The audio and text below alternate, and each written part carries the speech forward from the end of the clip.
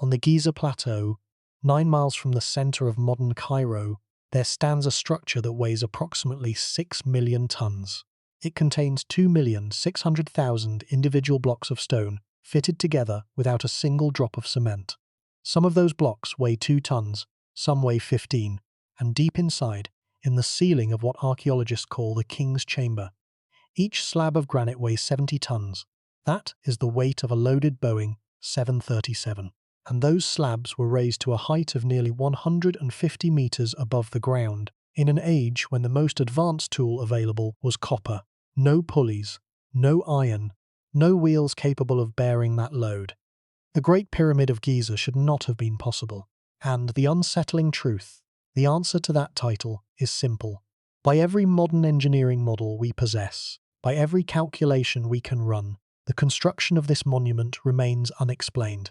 Not mysterious in the way ancient things are casually mysterious, unexplained in the way that makes structural engineers go quiet. We do not know, with certainty, how it was built. We do not know why its dimensions encode mathematical constants that would not be formally described for another 2,000 years. And we do not know what secrets may still lie sealed inside chambers that no living person has entered. This is not a monument we have figured out and filed away. This is an open wound in the history of human knowledge. The pyramid was completed around 2560 BCE, during the reign of the pharaoh Khufu, if the conventional timeline is correct, and even that attribution is disputed. For roughly 45 centuries, it was the tallest structure on the face of the earth.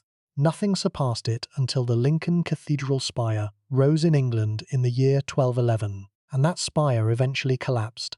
The pyramid did not collapse. It did not lean. It did not settle unevenly. It still stands, shifted from its original height by only a matter of centimeters, in a desert that has endured millennia of earthquakes, sandstorms, and flooding.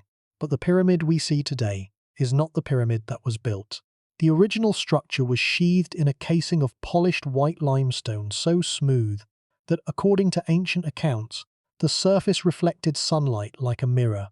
That casing was covered in gold inscriptions, astronomical datables, pharaonic cartouches, numbers and symbols, an entire encyclopedia of ancient knowledge, carved into the skin of the monument itself. In the 14th century, a massive earthquake loosened many of those casing stones, and the rulers of Cairo stripped them away to build mosques and fortresses. The knowledge inscribed on those stones, whatever it said, whatever it mapped, whatever it recorded, is gone. Permanently, no copies survive. No transcription was ever made. What was written on the outer surface of the Great Pyramid, we will never know. The medieval builders who repurposed the stones did not care. They needed construction material, not astronomical data, and this is only the beginning. The casing is only the most visible loss. Inside the pyramid, sealed corridors and unexplored voids have been detected by modern scanning equipment. Spaces that no human being has entered in thousands of years, if ever. Below the Sphinx, ground-penetrating radar has revealed anomalies consistent with tunnels, chambers, and passages. Some researchers believe these spaces connect to the internal structures of all 3 major pyramids on the plateau. Others believe they contain archives, repositories of the knowledge that made the pyramid's construction possible in the first place. And yet, no full excavation of these spaces has been permitted. By the end of tonight, you're going to understand what we actually know about how the Great Pyramid was built, what we have permanently lost, and why the greatest monument on Earth is also the greatest unsolved problem in the history of engineering.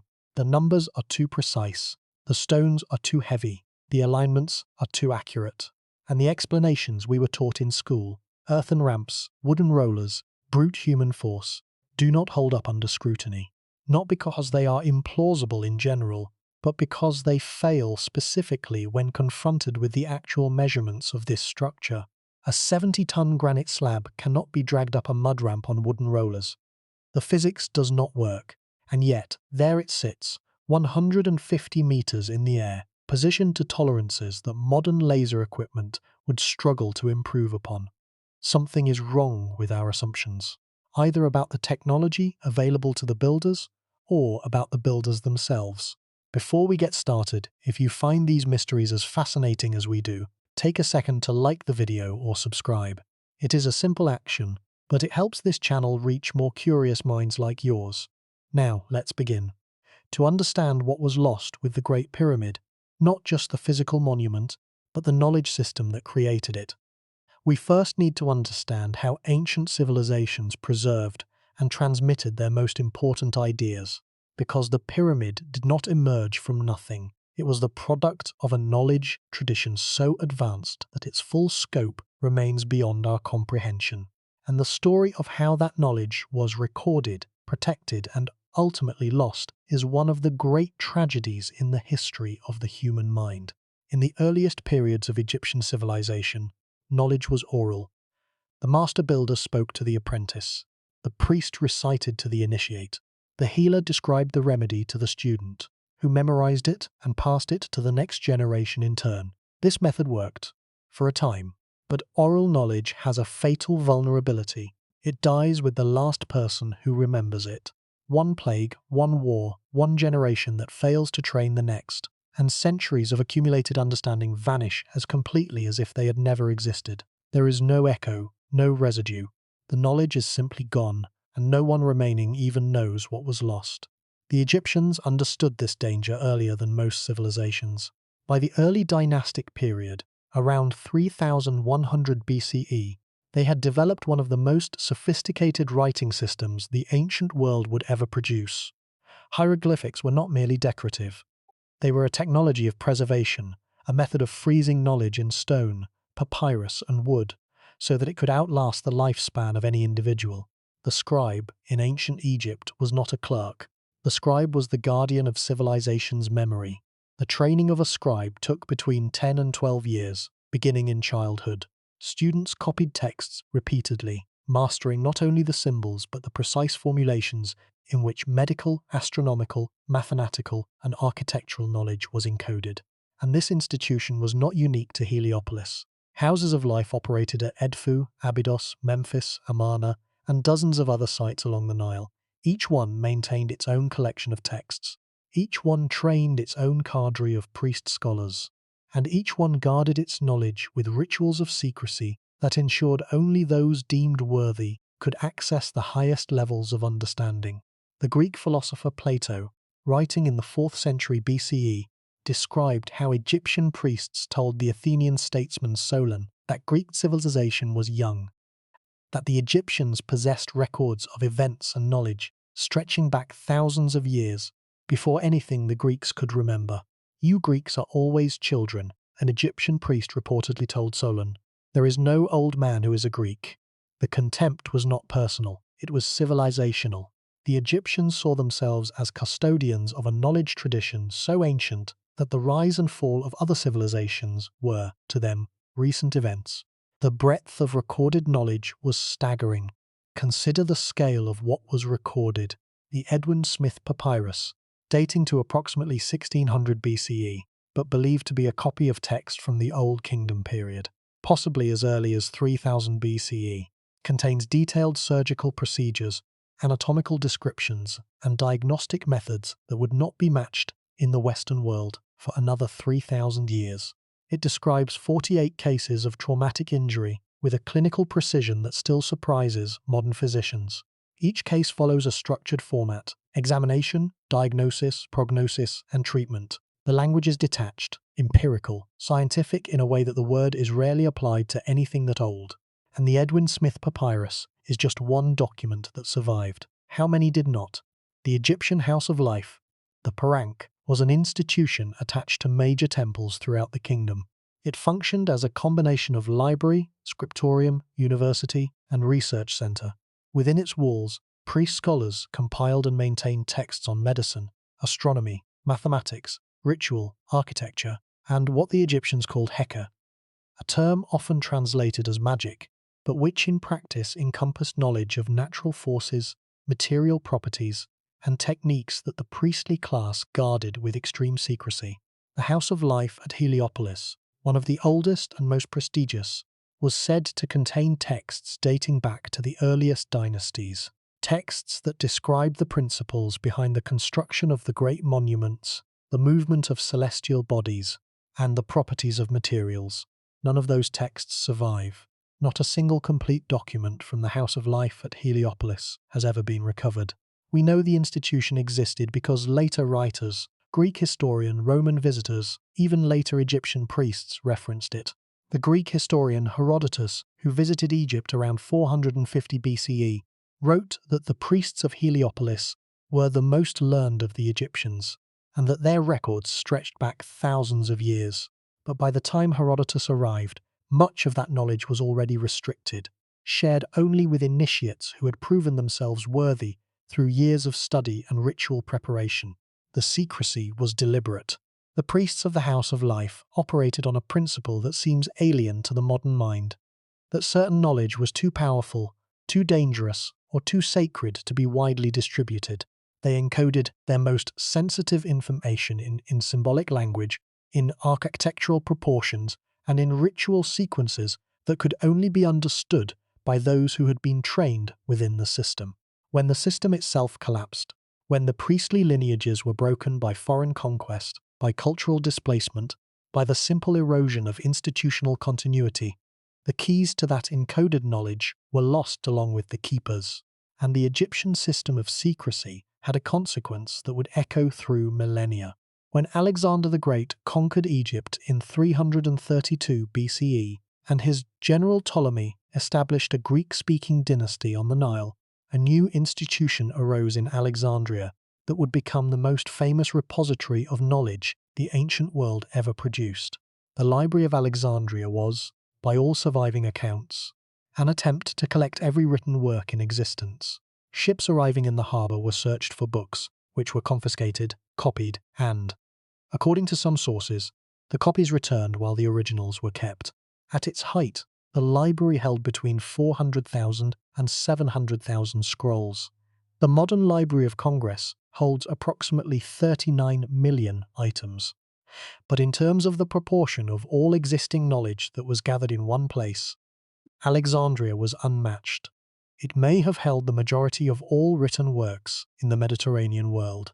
Among those scrolls were texts that traced directly back to the Egyptian houses of life, medical papyri, astronomical records, mathematical treatises, and accounts of architectural and engineering techniques that the Greek scholars at Alexandria studied, copied, and incorporated into their own intellectual traditions.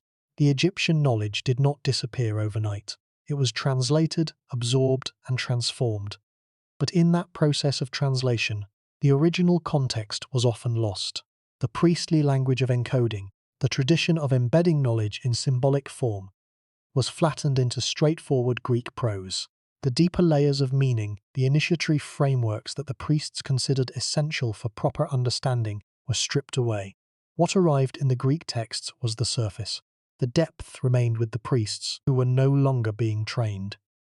This matters for the pyramid, because whatever the builders of the Great Pyramid knew, whatever principles of physics, mathematics, and material science they employed, was preserved within the priestly tradition, not in publicly accessible documents.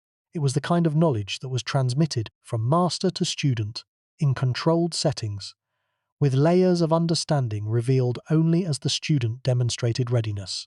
When that chain of transmission broke, the knowledge did not survive in any form that outsiders could recover. This is a pattern that repeats throughout the ancient world. The Druids of Celtic Europe committed their most sacred knowledge exclusively to memory, refusing to write it down on principle. When Rome conquered Gaul and Britain, killing or scattering the Druidic priesthood, an entire civilization's accumulated wisdom, its cosmology, its law, its medicine, its understanding of the natural world, vanished in a single generation. Julius Caesar himself noted in his account of the Gallic Wars that the Druids considered it improper to commit their doctrines to writing. He recorded that their training took up to 20 years. 20 years of memorized knowledge wiped out by conquest. The Romans kept meticulous records of their military campaigns. They kept no records at all of what the Druids knew. The same tragedy unfolded in Mesoamerica. When Spanish conquistadors and missionaries arrived in the Yucatan Peninsula in the 16th century, they encountered the Maya, a civilization that had developed one of the most sophisticated writing systems in the pre-Columbian Americas. The Maya had produced thousands of codices, books made from bark paper, folded like accordions, filled with astronomical calculations, historical records, ritual calendars, and medicinal knowledge. In 1562, the Franciscan bishop Diego de Landa ordered the mass burning of Maya codices at Mani, in what is now the Mexican state of Yucatan. He described the event in his own writings with chilling matter-of-factness. "We found a large number of books in these characters," he wrote, "and as they contain nothing in which were not to be seen as superstition and lies of the devil, we burned them all." In a single afternoon, the accumulated astronomical and scientific knowledge of an entire civilization was reduced to ash. How many codices were destroyed? Estimates range from dozens to thousands. Of the entire corpus of Maya written literature, exactly 4 codices survive today. 4.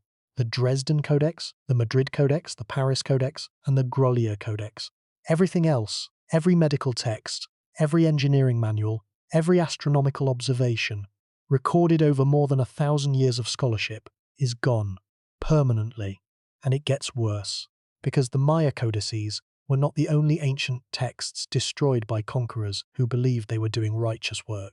The pattern is relentless.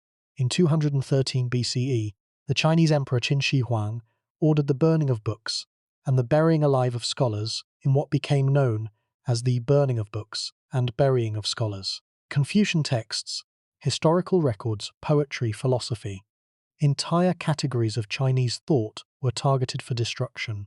Scholars who resisted were executed. Hundreds of intellectuals were reportedly buried alive in mass graves. The scale of the loss is incalculable because we cannot inventory what we do not know existed. Entire schools of thought that had developed over centuries were snuffed out in a single imperial decree. The survivors hid what they could, memorized what they could carry in their minds, and waited for the tyranny to pass. Some texts were recovered after the fall of the Qin dynasty. Many were not. The gaps in Chinese philosophical and scientific literature from this period remain permanent. In 12th century India, the Buddhist University of Nalanda, one of the great centers of learning in the ancient world, with a library said to contain millions of manuscripts, was sacked by the forces of Bakhtiar Khilji in 1193. The library burned for 3 months. 3 months. The smoke from burning manuscripts hung over the ruins for weeks after the soldiers had moved on. Tibetan sources record that the collection was so vast that the flames could not consume it quickly. Scroll after scroll, text after text, the knowledge of centuries fed the fire until there was nothing left to burn. The story of human knowledge is not a story of steady accumulation. It is a story of catastrophic loss, interrupted by brief periods of recovery. We build libraries, they burn. We train scholars, they are killed. We develop technologies so advanced that later civilizations cannot believe they existed. And then a single event, a war, a fire, a shift in political power, erases them so completely that their very existence becomes a matter of debate among historians centuries later. The numbers are striking. Of the estimated 700,000 scrolls once held in the Library of Alexandria, not a single original survives.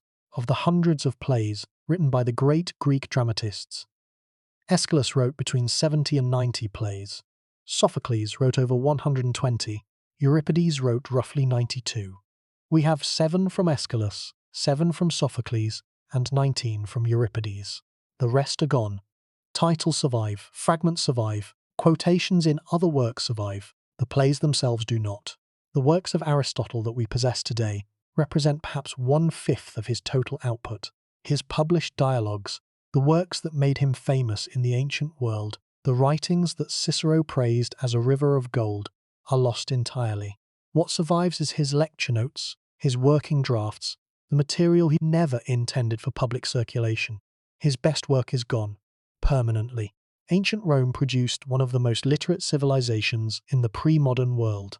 Roman authors wrote thousands of works on engineering, architecture, agriculture, medicine, law, philosophy, and every other field of practical and theoretical knowledge. Of the total corpus of Latin literature, scholars estimate that between 1 and 3% survives. 1 to 3%. The other, 97%, did not survive the collapse of the Western Roman Empire. the disruption of the copying traditions that had kept texts in circulation, and the centuries of political chaos that followed. This is the context in which the Great Pyramid must be understood. It was not built by a primitive civilization fumbling toward modernity.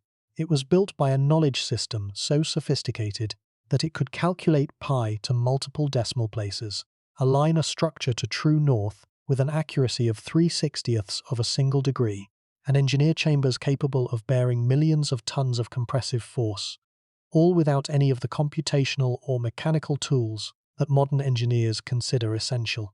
And the knowledge system that made this possible did not survive the civilization that created it. The pyramid endured, the knowledge did not. The Greek historian Diodorus Siculus, writing in the 1st century BCE, described the pyramid with a mixture of awe and bewilderment. He noted that even in his time, more than 2,000 years after the pyramid's construction, the means by which the stones were conveyed to such a height remained a matter of dispute. That was 2,000 years after the fact. We are now 4,500 years after the fact, and the dispute has not been resolved. It has only deepened. The Egyptologist Sir William Matthew Flinders Petrie, often called the father of modern Egyptology, conducted the first truly scientific survey of the Great Pyramid in 1881 and 1882. What he found disturbed him. The precision of the stonework was not what he expected. It was far, far better. The joints between the casing stones, where they survived, were fitted to tolerances of 1/50th of an inch, thinner than a human fingernail. The base of the pyramid, covering an area of 13 acres, was level to within less than an inch across its entire expanse. Petrie, a rigorous scientist who distrusted mysticism, wrote that the accuracy was equal to the most modern opticians' straight edges of such a length. He could not explain it. He did not try to invent an explanation that his evidence did not support. He simply recorded the measurements and let them speak. And the measurements speak very loudly indeed. Consider the mathematical relationships embedded in the pyramid's proportions. The perimeter of the base, divided by twice the height, yields a value of 3.14159 pi, accurate to 5 decimal places. This relationship holds not only for the pyramid as a whole, but for the king's chamber internally. Measure the chamber's perimeter and divide by its height. The result is 3.14. Measure the sarcophagus inside the chamber. Perimeter divided by height. 3.14. This pattern repeats across multiple scales within the structure, ruling out coincidence with mathematical certainty. But here is the problem. The earliest known formal calculation of pi is attributed to Archimedes of Syracuse, who lived around 250 BCE, more than 2,000 years after the pyramid was built. The Egyptians, according to conventional history, should not have known the value of pi to this precision, and yet it is encoded in stone at every scale throughout the structure. The pyramid's height is 149.4 meters. The mean distance from the Earth to the Sun, as measured by modern instruments, is 149.4 million kilometers. Is this a coincidence? Statistically, perhaps. But it is one coincidence among dozens, each one individually dismissible, collectively overwhelming. The pyramid sits at the exact geographic center of the Earth's landmasses, the point where the east-west parallel and the north-south meridian that pass through the most land intersect.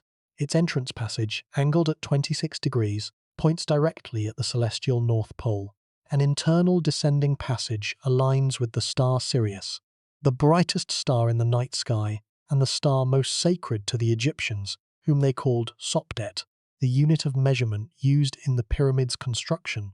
What researchers call the pyramid inch has been found to correspond almost exactly to the British inch. The royal cubit used by the builders, when divided into 25 equal parts, produces a unit of length that differs from the modern inch by less than 1/1000th of an inch. How an ancient civilization arrived at a measurement unit that would be independently adopted thousands of years later on a different continent remains unexplained.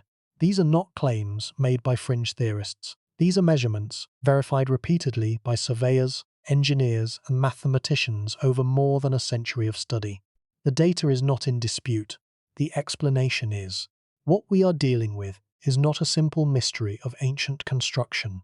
We are dealing with the visible remains of a knowledge system that was, in certain specific domains, more advanced than anything that would exist for thousands of years after it disappeared. The pyramid did not emerge from gradual development. The first pyramid in Egypt, the Step Pyramid of Djoser at Saqqara, built around 2630 BCE, is architecturally primitive compared to the Great Pyramid, which was completed less than a century later. The leap in sophistication between Djoser and Khufu is so enormous that some researchers have compared it to jumping from a wood frame house to a modern skyscraper in a single generation. Either there was a hidden tradition of development whose earlier stages left no trace, or the knowledge that built the Great Pyramid did not develop gradually within the pharaonic tradition at all. It arrived from an earlier civilization, from a parallel tradition, from a source that the historical record does not capture. And this is where the story of the Great Pyramid intersects with the larger story of lost knowledge. Because the precision, the mathematical encoding, the astronomical alignment, all of it implies a knowledge base far more advanced than anything we have direct textual evidence for from that era. The knowledge existed. The pyramid proves it existed. But the written record of that knowledge, the manuals and calculations and engineering specifications that must have been necessary to design and construct such a monument, all of that is gone, destroyed, hidden or lost beyond recovery. What remains is the monument itself, a stone testament to knowledge we can measure but cannot explain.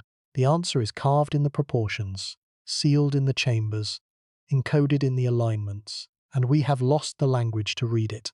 But while we struggle to understand what was built, something far more troubling awaits. Because the question of how the pyramid was constructed is only half the mystery. The other half lies in what may still be hidden inside it, and why, for centuries, the most powerful institutions in the world have resisted looking. The explanation you were probably taught in school goes something like this. The pharaoh Khufu, also known as Cheops, commanded tens of thousands of workers to haul limestone blocks up earthen ramps using wooden rollers and sledges over a period of roughly 20 years. The workers were organized into gangs, fed by a massive support infrastructure, and motivated by a combination of religious devotion, state obligation, and seasonal labor during the annual Nile flood, when agricultural work was impossible. This explanation is tidy, it is reassuring, and when you examine it closely, it falls apart. Start with the ramp theory. The most commonly proposed model is a straight ramp, rising from ground level to the summit of the pyramid at a slope gentle enough for workers to haul stones upward. But here is the mathematics. The pyramid rises to a height of approximately 146 meters in its current state, originally about 149. To maintain a slope that human teams could feasibly drag multi-ton blocks up, generally estimated at no more than 8 to 10%, the ramp would need to be well over a mile long. It would require more material to construct than the pyramid itself, and it would need to be dismantled afterward, leaving no trace, because no archaeological evidence of such a ramp has ever been found at Giza or at any other Old Kingdom pyramid site. The internal ramp theory, proposed by French architect Jean-Pierre Houdin in 2007, suggests that a spiraling ramp was built inside the pyramid's structure, allowing blocks to be hauled upward in a continuous circuit. This is more plausible for the upper courses. But it does not solve the problem of the heaviest stones.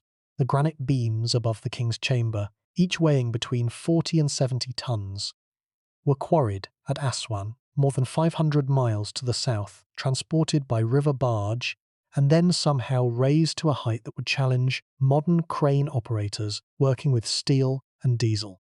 A spiral ramp cannot accommodate a 70-ton block being maneuvered around a corner. The geometry does not permit it, so we are left with a brute fact. Blocks of granite, weighing as much as a modern battle tank, were lifted to the height of a 40-story building, positioned with sub-millimeter accuracy, and locked into place so perfectly that a knife blade cannot be inserted between them. And no one, not a single Egyptologist, engineer, or physicist, has produced a complete, experimentally verified explanation of how this was accomplished. Let that sink in. We are in the 21st century. We have sent probes beyond the solar system. We have split the atom. We can sequence the human genome in a matter of hours. And we cannot, with certainty, explain how a civilization using copper tools built a monument that modern construction firms have estimated would cost between $1 and $5 billion to replicate today, if it could be replicated at all. Several engineering firms, when consulted, have stated privately that they are not confident the precision could be matched even with modern technology. Not the size, the precision. In 2012, a team of researchers at the University of Amsterdam demonstrated that wetting desert sand in front of a sledge reduces friction by approximately 50%, potentially allowing large stones to be dragged more easily. This was widely reported as having solved the mystery of pyramid construction. It had not. The experiment involved a relatively small block being dragged on flat ground. It did not address how a 70-ton granite beam could be hauled up an incline to a height of 150 meters. The friction reduction helps. It does not come close to explaining the complete construction sequence. Other researchers have proposed lever systems, counterweight mechanisms, and water-based hydraulic lifts, using the internal passages of the pyramid itself as channels. Each theory explains some part of the construction process. None explains all of it, and none has been validated by a full-scale physical experiment. The theories exist on paper. The pyramid exists in stone. The gap between the two remains. The late Joseph Davidovits, a French materials scientist, proposed in the 1980s that the blocks were not quarried and transported at all, but were instead cast in place, like ancient concrete, using a limestone aggregate mixed with a chemical binder. This would eliminate the transportation problem entirely. Davidovits demonstrated that the chemistry was possible using materials available in ancient Egypt, but microscopic analysis of the pyramid stones has yielded conflicting results. Some studies have found evidence consistent with casting, air bubbles, chemical compositions atypical of natural limestone. Others have found the stones to be indistinguishable from quarried bedrock. The debate continues unresolved. The Egyptian scholar and broadcaster Mustafa Mahmud addressed this problem with characteristic bluntness in his analysis of the pyramid's construction. He pointed out what many academics dance around: the standard school textbook explanation, earthen ramps, wooden rollers, human labor, is, in his words, inadequate. You cannot drag a single 70-ton block of granite up a mud ramp on wooden rollers. The wood would shatter. The ramp would collapse. The logistics would require 100,000 workers just for one stone, and there is nowhere for them to stand on the ramp while pulling. To make such a method work, Mahmud argued, you would first need to build a concrete ramp reinforced to modern specifications. Then use steel-wheeled carts rated for 70 tons of load, none of which existed. The gap between what was required and what was available is not small. It is an abyss. Mahmud went further. He suggested that the builders must have possessed knowledge of what he called anti-gravity, a means of neutralizing gravitational force that would render a 70-ton stone as light as a feather. He pointed to modern research programs in the United States and Russia investigating gravity manipulation, and argued that such knowledge must have existed in the ancient world, developed to a level of mastery that has since been completely lost. Whether one accepts this specific hypothesis or not, the underlying observation stands. The conventional model fails, and no alternative model has fully succeeded. And the mystery deepens when you move from the construction to the interior, because the engineering inside the pyramid is, if anything, more baffling than the engineering of the exterior. The internal passages of the Great Pyramid are not simple corridors. They are precision-machined tunnels cut through solid rock, with surfaces so smooth they appear polished. The granite walls of the king's chamber have been measured and found to be flat to within 1/100th of an inch over their entire surface, a tolerance that matches modern machining standards. The chamber itself is a masterpiece of structural engineering. 5 relieving chambers are stacked above the ceiling, each consisting of granite beams weighing between 40 and 70 tons, designed to distribute the immense compressive load of the millions of tons of stone above. This is not simple stacking. This is load-bearing design that accounts for stress distribution, material properties, and structural dynamics. It is engineering in the fullest modern sense of the word. And the granite surfaces inside the chamber are polished, as Mustafa Mahmud observed, like a mirror. How? Granite is one of the hardest natural materials on Earth, rating 7 on the Mohs scale. Polishing granite to a mirror finish requires abrasives harder than the granite itself, and sustained, controlled pressure over extended periods. With copper tools, the hardest metal available in the Old Kingdom, this should not have been possible. Copper rates 3 on the Mohs scale. You cannot polish a 7 hardness material with a 3 hardness tool, and yet, there it is, a mirror finish, inside a chamber that no sunlight has entered in 4,500 years. But here is what makes this truly terrifying. The mathematical encoding goes deeper than pi. When researchers began systematically measuring the pyramid's proportions, they discovered relationships that should not exist in a structure built 2,000 years before the Greek mathematical tradition formalized the concepts involved. The ratio of pi, 3.14, appears not once, but at every scale within the pyramid. The outer dimensions encode it. The king's chamber encodes it. The sarcophagus inside the king's chamber encodes it. This is not a coincidence that can be explained by the natural geometry of pyramidal shapes. A pyramid does not inherently encode pi in its chamber proportions unless the designer deliberately chose dimensions that produce that ratio. And the designer chose those dimensions at every level, from the whole structure down to the individual stone box inside the burial chamber. The golden ratio, 1.618, also appears in the pyramid's proportions. The ratio of the slant height of a face to half the base length approximates this value with remarkable accuracy. The golden ratio would not be formally described until Euclid wrote about it around 300 BCE, more than 2,200 years after the pyramid was completed. Then there are the astronomical alignments. The 4 faces of the pyramid are oriented to the 4 cardinal directions: north, south, east, and west, with an accuracy that modern surveys have measured at 3/60ths of 1 degree. That is not approximate alignment. That is precision that requires either sophisticated surveying instruments or an understanding of celestial mechanics far beyond what the historical record attributes to Old Kingdom Egypt. And the alignment is not to geographic north, it is to magnetic north, which shifts over time due to changes in Earth's magnetic field. This means the builders either knew the difference between geographic and magnetic north, or they were using a method of alignment that inherently tracked the magnetic pole. Either possibility implies knowledge that the conventional timeline does not account for. The entrance passage of the pyramid descends at an angle of 26 degrees and 31 minutes. This angle points precisely at the celestial North Pole, the point in the sky around which all other stars appear to rotate. The descending passage inside the pyramid aligns with Sirius, the star the Egyptians associated with the deity they called Isis, the brightest star visible from the northern hemisphere. These alignments are not approximate, they are exact to within fractions of a degree. The pyramid is, among whatever else it may be, an astronomical instrument of extraordinary precision. And consider the original appearance of the structure before the casing stones were stripped away. Ancient sources describe the completed pyramid as sheathed in brilliant white Tura limestone, quarried from the eastern bank of the Nile. The surfaces were polished to a mirror finish.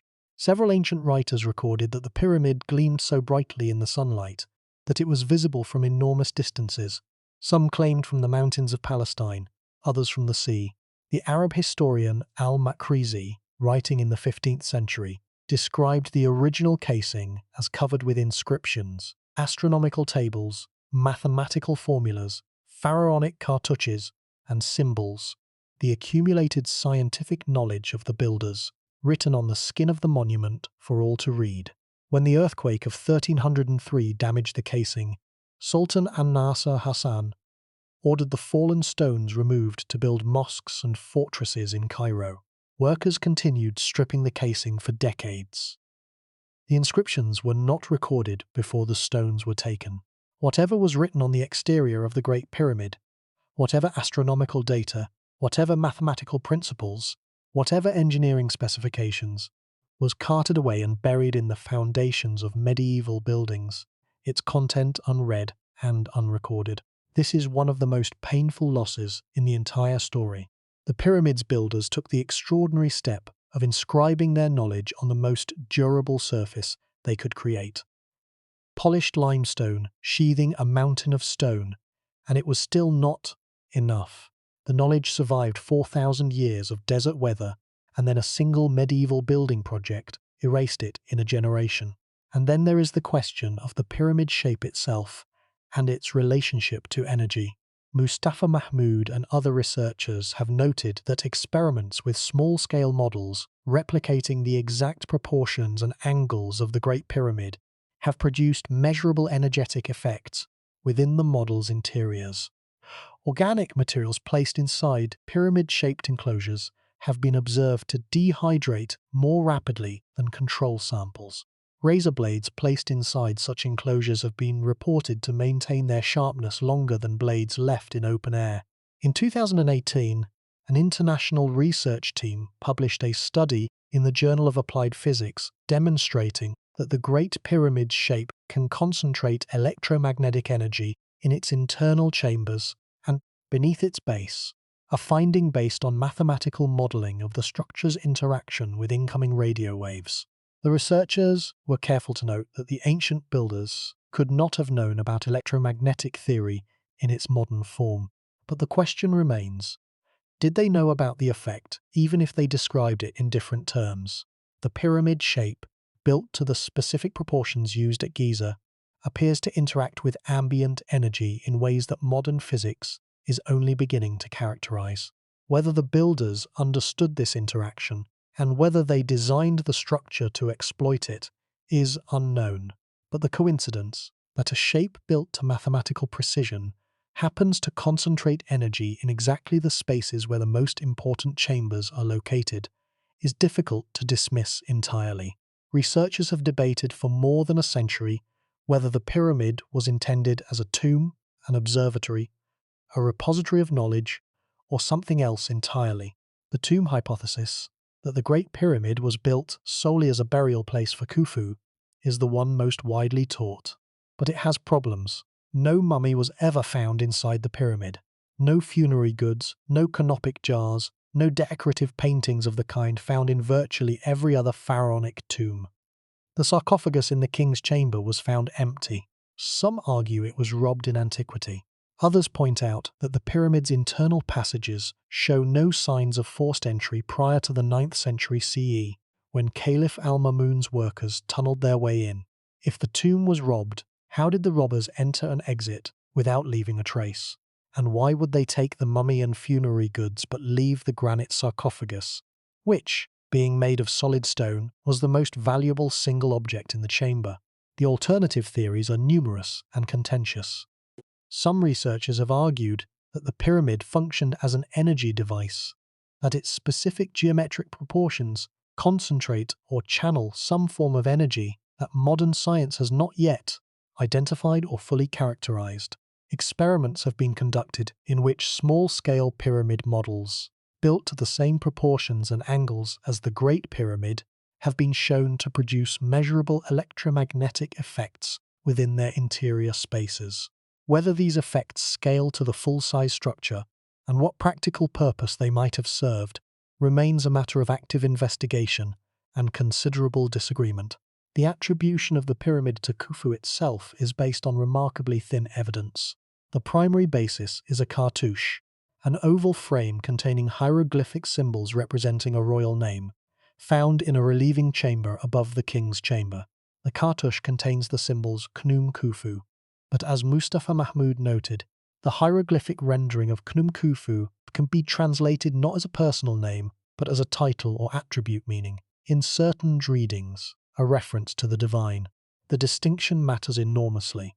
If the cartouche is a dedication rather than a builder's mark, then the entire attribution of the pyramid to Khufu rests on a misreading. And there is the further problem that Khufu himself, the pharaoh supposedly responsible for the greatest construction project in human history, is one of the most obscure rulers of the Old Kingdom. Almost nothing is known about him beyond his name and approximate dates.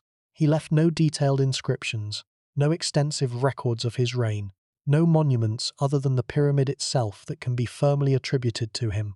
For a ruler who supposedly commanded a construction project involving tens of thousands of workers over 2 decades, his historical footprint is astonishingly faint. The Egyptian historian Manetho, who compiled his history of Egypt in the 3rd century BCE, and is considered one of the most authoritative ancient sources on Egyptian chronology, placed the beginning of Egyptian civilization far earlier than modern Egyptology typically accepts. His timeline suggests a civilizational history stretching back approximately 12,500 years, a date that would place the origins of Egyptian culture deep into the last ice age, thousands of years before the conventional start date of the dynastic period, around 3100 BCE. Modern archaeology largely rejects Manetho's extended chronology, but it has not been able to explain all the anomalies that such an extended timeline might resolve. Manetho was not a marginal figure. He was a priest at Heliopolis, trained within the Egyptian scholarly tradition, with direct access to temple records that no Greek or Roman historian could read independently. His History of Egypt, written in Greek, under the patronage of Ptolemy II, divided Egyptian history into dynasties, a framework that Egyptologists still use today. When Manetho's dynastic chronology matches archaeological evidence, scholars accept it. When his extended timeline pushes the origins of Egyptian civilization back beyond the accepted range, they dismiss it. The selectivity raises an uncomfortable question. If Manetho is reliable enough to provide the basic framework for all of Egyptology, why is he unreliable precisely when his testimony becomes most challenging to conventional assumptions? The question becomes more pressing when considered alongside the geological evidence from the Sphinx, because the Great Pyramid is not the only structure on the Giza Plateau that challenges conventional dating. The Sphinx, the massive limestone figure with a lion's body and a human head that sits east of the pyramid complex, shows the patterns of erosion that geologist Robert Schoch of Boston University has argued are consistent with thousands of years of rainfall. Heavy, sustained rainfall of the kind that last occurred in the Nile Valley at the end of the last ice age, around 10,000 to 8,000 BCE, at least 5,000 years before the Sphinx is conventionally dated. If Schoch is correct, then the Sphinx was carved at a time when the Sahara was green, when rivers ran through what is now desert, and when a civilization advanced enough to carve a 240-foot monument from bedrock existed in Egypt, thousands of years before the first pharaoh. Schoch presented his findings at the annual meeting of the Geological Society of America in 1991. The response from geologists was cautiously supportive. The response from Egyptologists was hostile. The archaeologist Mark Lehner, one of the foremost authorities on the Giza Plateau, rejected the rainfall erosion hypothesis, arguing that the patterns could be explained by other processes. But Schoch's geological colleagues largely agreed that the erosion on the Sphinx enclosure walls was consistent with water, not wind and sand. The debate has continued for more than 3 decades without resolution. What is not in dispute is the visual evidence itself. The erosion patterns on the Sphinx are markedly different from those on other structures at Giza that are securely dated to the dynastic period. Something weathered the Sphinx differently. The most straightforward geological explanation is water, and the most recent period of heavy sustained rainfall in the region ended roughly 7,000 to 10,000 years ago. If the Sphinx is that old, then the conventional timeline of Egyptian civilization is not merely incomplete, it is fundamentally wrong. And the civilization that carved the Sphinx, and possibly designed the pyramids, existed in an era from which we have no written records, no named rulers, and no surviving texts. The knowledge of that era is not merely lost. It belongs to a period so remote that conventional archaeology does not acknowledge it existed. And beneath the Sphinx, the mystery deepens further. Ground-penetrating radar surveys, seismic studies, and other remote sensing technologies have detected anomalies beneath and around the Sphinx that are consistent with chambers, tunnels, and passageways. The American psychic Edgar Cayce predicted in the 1930s that a hall of records would be found beneath the Sphinx, containing the preserved knowledge of a pre-dynastic civilization. Mainstream Egyptology dismisses Cayce, but the geophysical data remains. Something is down there. The Egyptian authorities have permitted only limited investigation. In 1993, a small robotic camera sent up an unexplored shaft in the Great Pyramid's Queen's Chamber discovered a small limestone door with copper handles. Behind it, another small chamber was found, and behind that, another door. As of the present day, what lies beyond the second door has never been fully explored. The pyramid is still keeping its secrets. There are those who believe that hidden beneath the Sphinx, or sealed within the unexplored voids of the Great Pyramid itself, are archives, collections of texts or artifacts that contain the engineering knowledge, the astronomical data, and the mathematical principles that made the pyramid's construction possible. Mustafa Mahmud described the pyramid as a house of secrets, a structure designed not merely to entomb a king, but to preserve and protect knowledge too important to be trusted to papyrus alone. He suggested that a secret chamber exists beneath the Sphinx, connected by passages to all three major pyramids, and that within this chamber lies the key to understanding how the ancient Egyptians achieved what no modern builder has been able to replicate.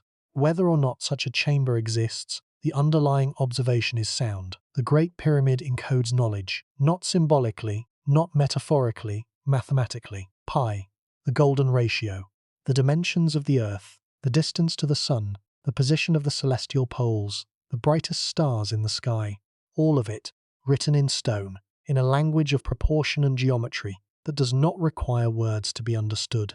The builders knew things. That is not speculation, it is measurement. The question is, what else did they know, and where did that knowledge go? The answer, in the most honest assessment that modern scholarship can provide, is that the knowledge went where almost all ancient knowledge eventually goes. It was lost, not in a single dramatic event, not in a fire or a sacking, but through the slow, grinding erosion of institutional memory. The priestly schools closed, the scribal traditions weakened. Foreign conquerors imposed new languages, new religions, new systems of thought. The last person who could read hieroglyphics may have died sometime in the 5th century CE.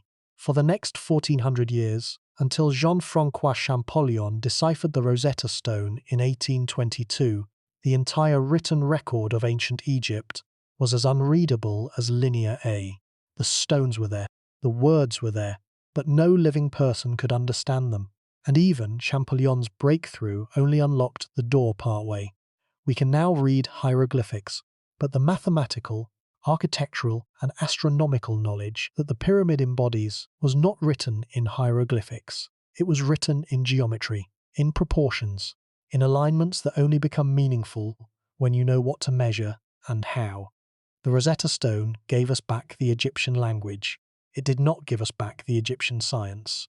That science, whatever it was, however it worked, whether it involved principles we have not yet rediscovered or techniques we have simply failed to imagine, remains encoded in stone, waiting for someone to find the key, or waiting in a sealed chamber beneath the desert, in the darkness, in the silence that has lasted 4,500 years.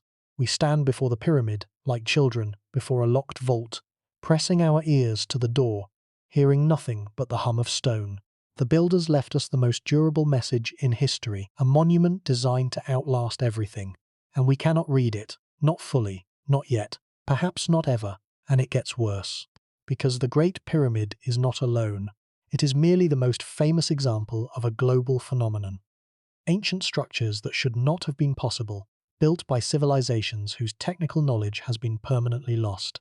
The precision stonework at Pumapunku in Bolivia, the megalithic walls of Sacsayhuaman in Peru, where stones weighing over 100 tons are fitted together without mortar in interlocking patterns so complex that modern engineers cannot determine the sequence in which they were assembled.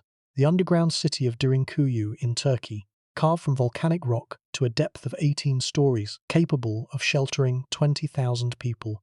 The Antikythera mechanism, recovered from a Greek shipwreck, a bronze gearwork device of such complexity that nothing comparable would be built in Europe for another 1500 years.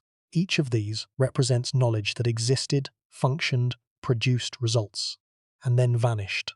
Not because the knowledge was trivial, because the systems that preserved it were fragile, more fragile than the stone they built with, more fragile than the bronze they cast, more fragile than the civilizations they served. The pyramid endures, the knowledge does not, and the distance between what the pyramid proves its builders knew and what we can currently explain grows wider, not narrower, with every new measurement, every new scan, every new analysis. The debate about the true nature of the pyramid is inseparable from the debate about the true nature of ancient Egyptian civilization itself.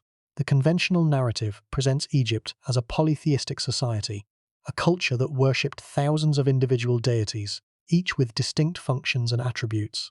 The standard catalogues list approximately 2,800 named Egyptian entities, typically translated as deities. But this narrative has been challenged by scholars who point to evidence that the underlying theology was far more complex, and possibly far more unified, than the surface appears to suggest. The Book of the Dead, one of the oldest and most significant Egyptian religious texts, contains passages that are strikingly monotheistic in character. Passages addressed to the supreme creative power declare, "You are the first, and there was nothing before you. You are the last, and there is nothing after you." This is not the language of polytheism. This is the language of absolute unity, and it appears in one of the oldest known Egyptian sacred texts, predating any other monotheistic tradition in the historical record by centuries. How do we reconcile 2,800 named deities with a foundational text that explicitly describes a single, supreme, uncreated power? The answer may lie in translation. The Egyptian word commonly translated as deity is Nita, but the hieroglyphic components of this word carry a more nuanced meaning. The literal rendering is closer to the strong hand or the powerful attribute. If Nita is understood not as deity in the sense of an independent divine being, but as attribute or quality or manifestation, then the 2,800 deities may not be 2,800 separate beings at all. They may be 2,800 named attributes of a single underlying principle. The distinction is enormous. It is the difference between a pantheon and a theology. Mustafa Mahmud argued passionately for this interpretation. He pointed to the rise of the pharaoh Akhenaten in the 14th century BCE, a ruler who famously abolished the traditional priesthoods and proclaimed the worship of a single principle, which he associated with the solar disk. Conventional history presents Akhenaten as a revolutionary, a radical who broke violently with Egyptian tradition. But if the underlying theology was already monotheistic, if the priests had always understood the multiplicity of deities as a multiplicity of attributes, then Akhenaten was not a revolutionary at all. He was a reformer, stripping away centuries of accumulated symbolic complexity to return to the original understanding that had been obscured by priestly elaboration and political manipulation. And here, the parallel with knowledge loss becomes direct. Because if the original Egyptian understanding was indeed monotheistic, and if that understanding was gradually obscured by layers of priestly symbolism, political manipulation, and cultural transformation, then what we think we know about Egyptian religion may itself be a form of lost knowledge. The truth is buried, not because it was destroyed, but because it was misread. The texts are there, the words are there, but the framework for understanding them has been lost, and what remains is a surface reading that mistakes attributes for entities, metaphors for objects of worship, and symbolic language for literal description. This has direct implications for the pyramid, because if the priestly tradition that built the pyramid encoded its knowledge in symbolic and geometric form, and if the framework for reading that encoding has been lost, then the pyramid may contain far more information than we currently recognize. The mathematical constants, the astronomical alignments, the geometric proportions. These may be the beginning of the encoded knowledge, not its entirety. What else is written in those stones, in a language of proportion that we have only begun to decipher? The question of hidden chambers adds another dimension to the mystery. In 2017, the Scan Pyramids project, an international collaboration using muon tomography, a technique that uses naturally occurring subatomic particles to detect voids within solid structures, announced the discovery of a previously unknown large void above the Grand Gallery inside the Great Pyramid. The void is at least 30 meters long, comparable in size to the Grand Gallery itself, and appears to be a deliberate architectural feature rather than a construction gap. Its purpose is unknown. Its contents, if any, are unknown. It has never been entered. This discovery confirmed what many researchers had long suspected. The Great Pyramid contains spaces that have not been explored. The known chambers, the King's Chamber, the Queen's Chamber, the Subterranean Chamber, may represent only a fraction of the pyramid's internal architecture. The shafts extending from the Queen's Chamber, blocked by limestone doors with copper fittings, lead to destinations that have not been fully mapped. The void above the Grand Gallery has no known entrance. The pyramid was designed to keep secrets, and after 4,500 years, it is still succeeding. Beneath the Sphinx, the situation is equally tantalizing. Seismic surveys conducted in the early 1990s by Thomas Dobecki and Robert Schoch detected a large rectangular anomaly beneath the left paw of the Sphinx, at a depth consistent with a chamber or passage. Subsequent ground-penetrating radar surveys by other teams have confirmed the presence of subsurface anomalies, voids, tunnels or cavities, at multiple locations around and beneath the Sphinx.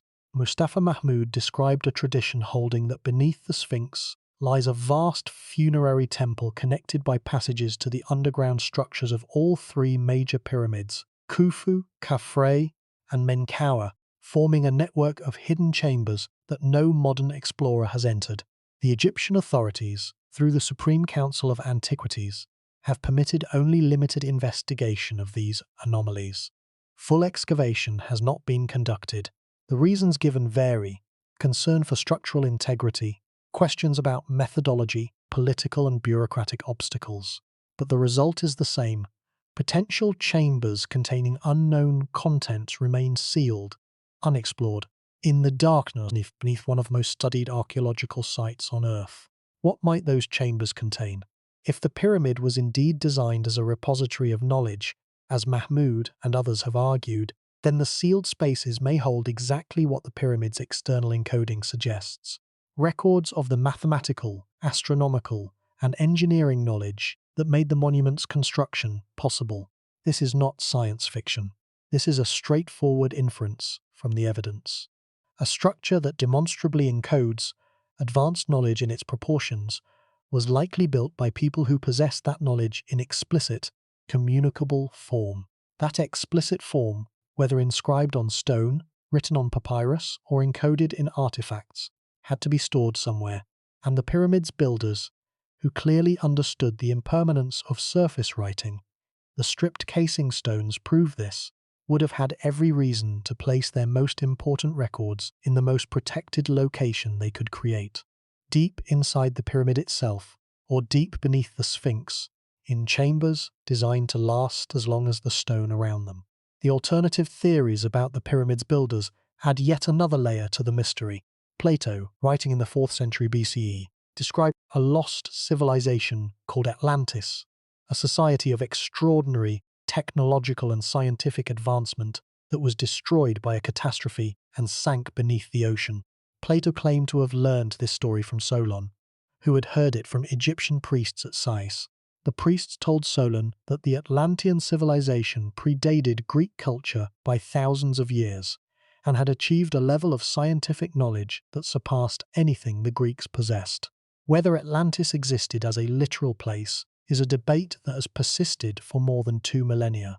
But the tradition matters here because it places the origin of certain advanced knowledge, the kind of knowledge that could build a pyramid, in a civilization that predated dynastic Egypt. Some researchers have proposed that the Great Pyramid was built not by the pharaonic civilization we associate with the dynastic period, but by survivors or inheritors of an earlier, more advanced civilization whose homeland was destroyed.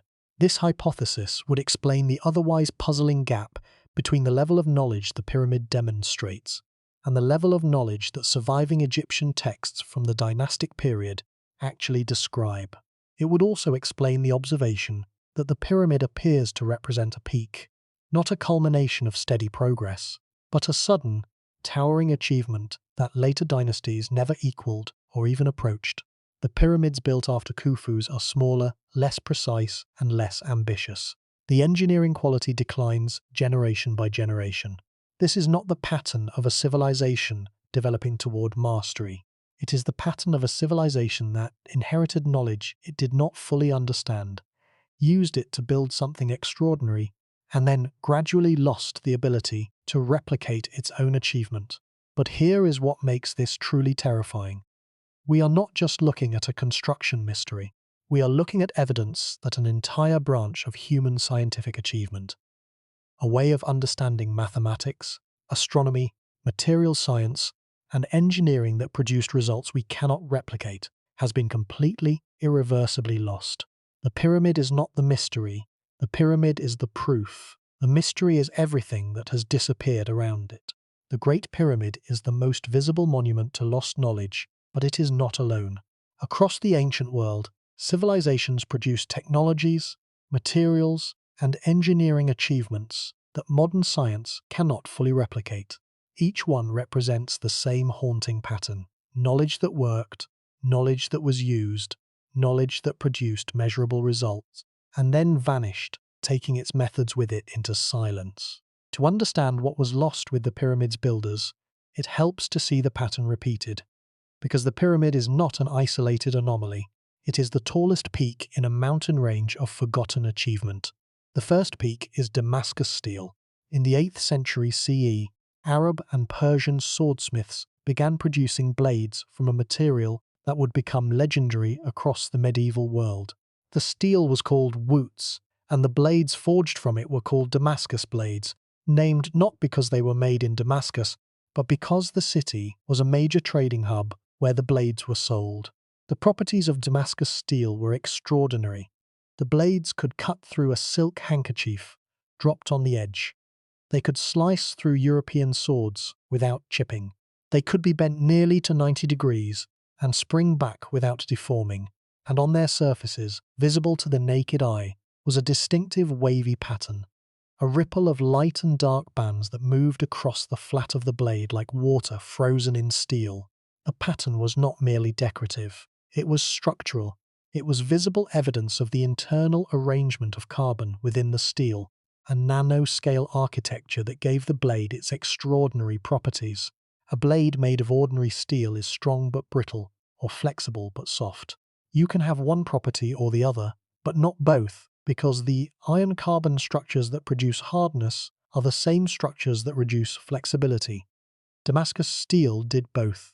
It was hard enough to hold an edge through prolonged use, and flexible enough to absorb impact without fracturing. This combination, which modern metallurgists call toughness, requires a specific arrangement of carbon structures within the steel matrix, an arrangement that the ancient swordsmiths achieved through empirical mastery of their craft, without any knowledge of atomic structure, crystallography, or materials science as modern disciplines. European crusaders encountered Damascus blades in the 11th and 12th centuries and brought back accounts of swords that seemed almost supernatural. The metallurgical tradition behind the blades depended on a specific supply chain. Wootz steel ingots, produced in southern India and Sri Lanka using techniques developed over centuries, were shipped to the Middle East, where swordsmiths forged them into blades using closely guarded heating and cooling processes. A combination of Indian smelting and Middle Eastern forging produced a material that no European smith could replicate. By the 18th century, the knowledge was gone. The last Damascus blades of verified quality were produced sometime in the mid-1700s. After that, the supply of Wootz ingots from India dried up, possibly because the specific ore deposits were exhausted, or possibly because the smelting tradition was disrupted by colonial economic changes, and the forging techniques in the Middle East were lost within a generation. Modern metallurgists have been trying to recreate Damascus steel for more than 2 centuries. In 2006, a team at the Technical University of Dresden in Germany analyzed fragments of genuine Damascus blades using electron microscopy and made a startling discovery. The steel contained carbon nanotubes, cylindrical molecules of carbon with extraordinary strength-to-weight properties. Carbon nanotubes were first identified by modern science in 1991. They are produced today using electron beam evaporation and other advanced techniques. The ancient swordsmiths were producing them in a forge with fire and a hammer more than 1,000 years before modern science knew they existed. The Dresden team was able to identify the nanotubes, but not the process that created them. Modern attempts to replicate the steel have come close in appearance, producing blades with surface patterns that resemble the wavy bands of Damascus steel.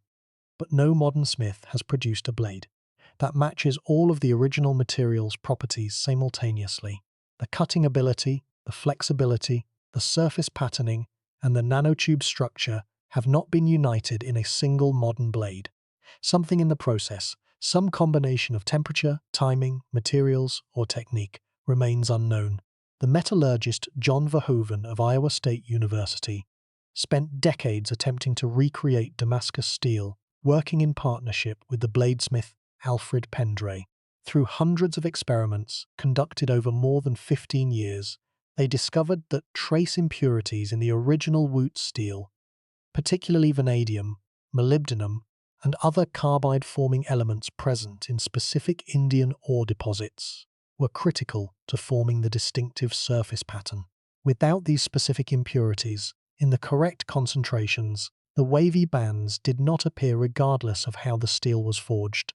The implication was devastating. The Damascus steel tradition depended not only on the skill of the swordsmiths, but on the chemistry of a particular ore from a particular mine. When that ore was exhausted, when the specific geological deposit that contained the right mix of trace elements was used up, no amount of skill could reproduce the result. The material was gone, and the technique became meaningless without it. This discovery added a new dimension to the pattern of lost knowledge. It is not only human expertise that can be irreplaceable, natural resources too can be unique and finite. The ancient swordsmiths did not merely possess a technique. They possessed a technique that only worked with a specific material from a specific place on Earth. When the material was exhausted, the technique became a recipe without ingredients, complete in form, impossible in execution. The last person who knew how to make a genuine Damascus blade died sometime in the 18th century.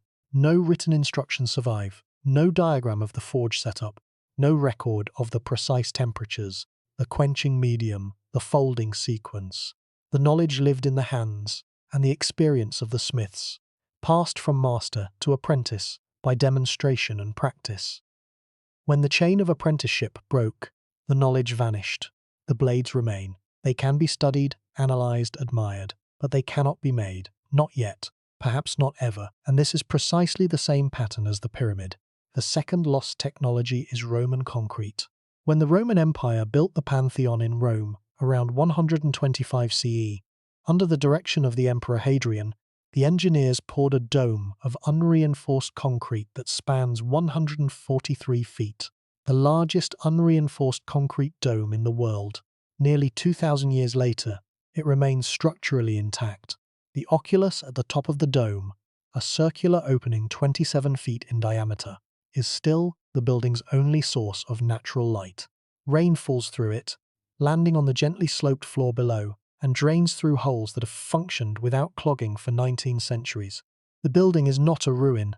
It is a functioning structure, a church, since the 7th century, that millions of people visit and use every year.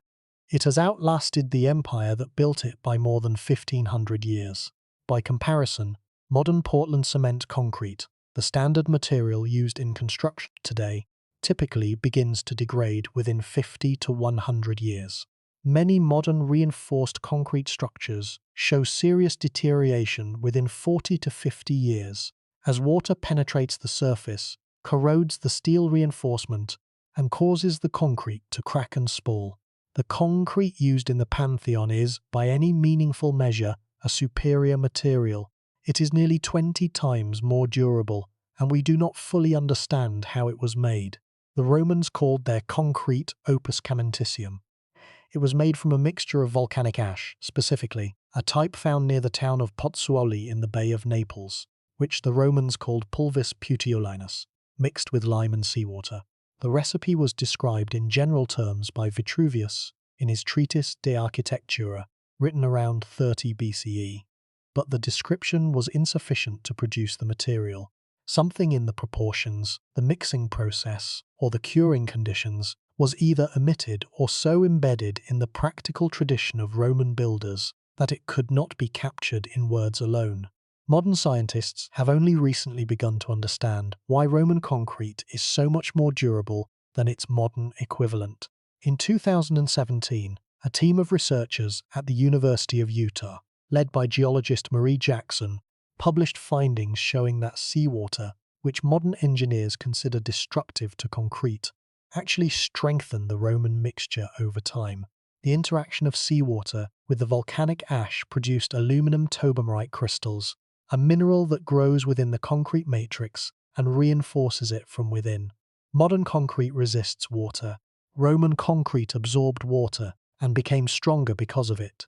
The material was not merely placed and forgotten.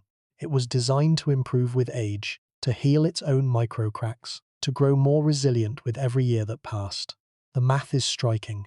Roman harbour structures, built from this concrete and submerged in salt water for 2,000 years, are in many cases more structurally sound than modern marine concrete structures that are less than 50 years old.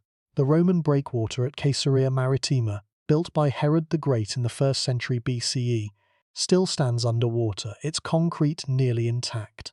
Modern harbour infrastructure in the same Mediterranean waters requires constant repair and periodic replacement. Could we make Roman concrete today? In theory, yes. The general ingredients are known. In practice, no one has yet replicated the material's full range of properties in a controlled modern setting. The proportions, the mixing sequence, the curing time, the specific volcanic ash source, some variable remains uncontrolled. Several research teams have come close.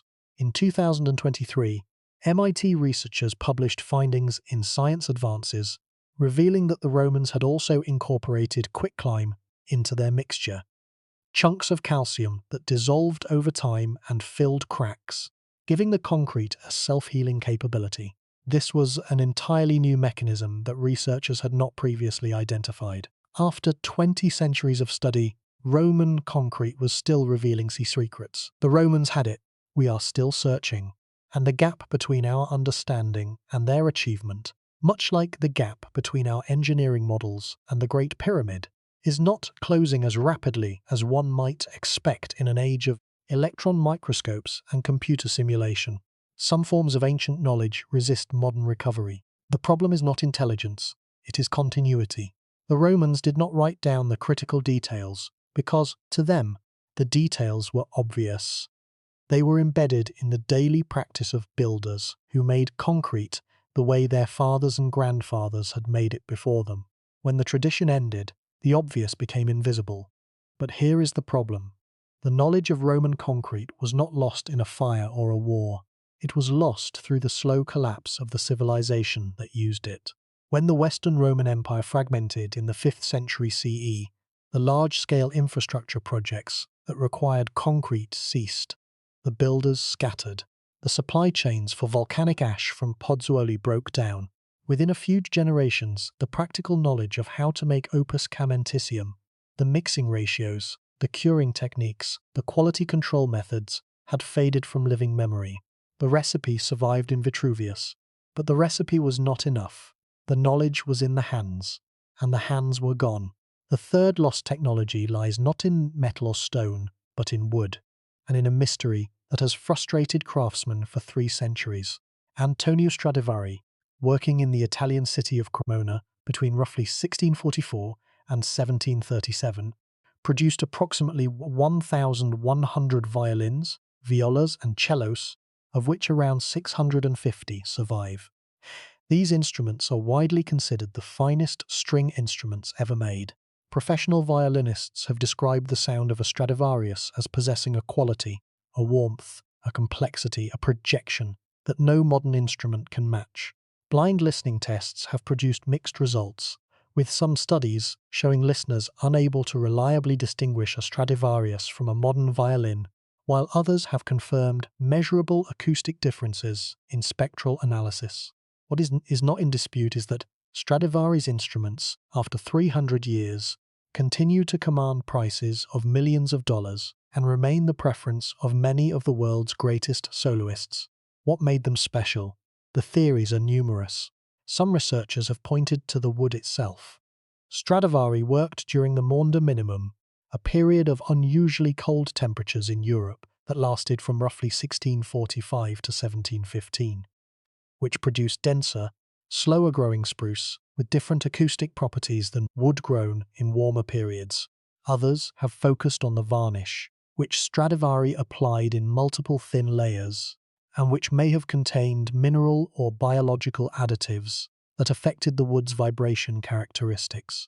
Chemical analysis of Stradivari varnish samples has revealed the presence of compounds not typically found in modern instrument varnishes, including specific mineral fillers and possibly treatments derived from borax or other mineral salts.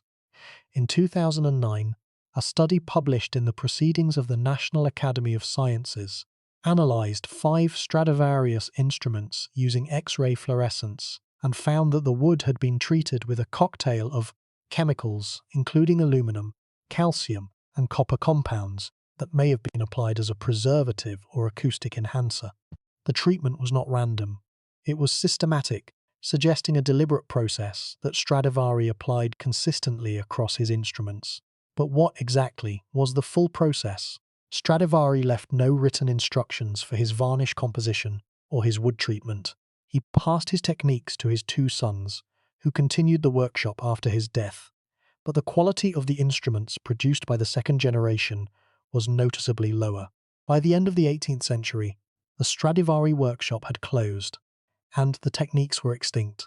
3 centuries of investigation by luthiers, chemists, and acousticians have produced partial answers and competing theories, but no complete replication of the Stradivari sound. The last person who knew how to make a Stradivarius was almost certainly Antonio Stradivari himself. He may not have fully shared his methods even with his sons. The knowledge was in his hands, in his eye for wood grain, in his instinct for varnish consistency, in the accumulated judgment of decades of practice that no written formula could capture. When he died in 1737, at the age of approximately 93, the craft went with him. No copies survive, no manual, no recipe, only the instruments themselves, singing with a voice that no one can teach another to create. Modern luthiers, violin makers, have spent entire careers trying to reverse engineer the Stradivari sound. The Frenchman Jean-Baptiste Vuillaume, working in the 19th century, produced copies that were considered the finest replicas ever made, some of which have been confused with originals in side-by-side comparisons. But even Vuillaume, the greatest copyist in the history of the craft, acknowledged that his instruments did not fully capture whatever quality made the originals unique. Something remained beyond his reach, something he could imitate but not reproduce. In the 21st century, the effort has become more scientific. Researchers at National Taiwan University used computed tomography to map the internal density variations of Stradivari instruments, creating 3-dimensional models of the wood's grain structure. They found that the density distribution in Stradivari's instruments was unusually uniform, more uniform than in modern instruments made from similar wood species. This uniformity may have resulted from the cold climate growing conditions of the Maunder Minimum, or it may have been produced by a chemical treatment that altered the wood's cellular structure, or both, or neither. The frustration is evident in the scientific literature. Each new analysis reveals another variable, another layer of complexity, another reason why simple replication has failed. The instruments themselves continue to age. As the wood changes chemically over centuries, as resins harden, as moisture is slowly expelled from the cellular matrix, as the varnish continues to interact with the underlying material, the sound of a Stradivarius changes too. Some musicians believe the instruments sound better now than they did when they were new. If this is true, Then Stradivari built instruments that were designed not just to sound good on the day they were completed, but to improve over centuries, like Roman concrete, growing stronger and more refined with the passage of time. Whether this was intentional or accidental is another question we will never be able to answer. The craftsman is gone, the instruments remain, and the gap between what the instruments demonstrate and what we can explain is a gap that 300 years of research has narrowed but not closed. The fourth mystery is one of the strangest objects ever recovered from the ancient world. In 1901, Greek sponge divers, working near the small island of Antikythera between Crete and the Peloponnese, discovered a shipwreck dating to approximately 60 BCE. Among the encrusted artifacts pulled from the seafloor was a lump of corroded bronze roughly the size of a shoebox. For decades, it sat in a museum, largely ignored. It was not until 1951 that the British science historian Derek de Solla Price began examining the object with X-ray imaging and realized what it was: a mechanical computer. The Antikythera mechanism, as it came to be called, contains at least 30 interlocking bronze gears, precisely cut, arranged in a complex system that could calculate the positions of the sun and moon, predict lunar and solar eclipses, track the dates of the Olympic Games, and model the motion of the 5 planets known to the ancient Greeks: Mercury, Venus, Mars, Jupiter, and Saturn. The mechanism includes a differential gear, a device that was not reinvented in Europe until the 16th century CE. Its gear teeth are cut with a precision of approximately 1 millimeter, a level of craftsmanship that implies the use of tools and techniques far more advanced than anything previously attributed to the Hellenistic world. In 2006, an international research team called the Antikythera Mechanism Research Project used high-resolution X-ray computed tomography to produce detailed 3-dimensional images of the mechanism's interior. They discovered inscriptions on the bronze surfaces, a user manual, essentially, describing the device's functions in detail. The text confirmed that the mechanism could predict eclipses to a specific cycle and model planetary motion using a geometric theory that may represent a unique astronomical tradition distinct from the Ptolemaic system that later dominated Western astronomy. But here is what makes the Antikythera mechanism genuinely disturbing. It was not a prototype. The sophistication of its design, the confidence of its engineering, the smoothness of its gear teeth, all of these indicate that the mechanism was the product of an established tradition of precision instrument making. This was not the first device of its kind. It was one example from what must have been a series. Other mechanisms, earlier, simpler, and also more advanced, must have existed.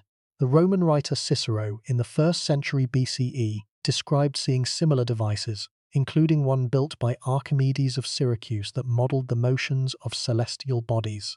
None of these other devices survive. The Antikythera mechanism is the only one, a single surviving specimen of a technology that must once have been more widespread. The tradition of mechanical astronomical computation that produced the Antikythera mechanisms vanished entirely. Nothing of comparable sophistication would be built in Europe for at least 1,400 years.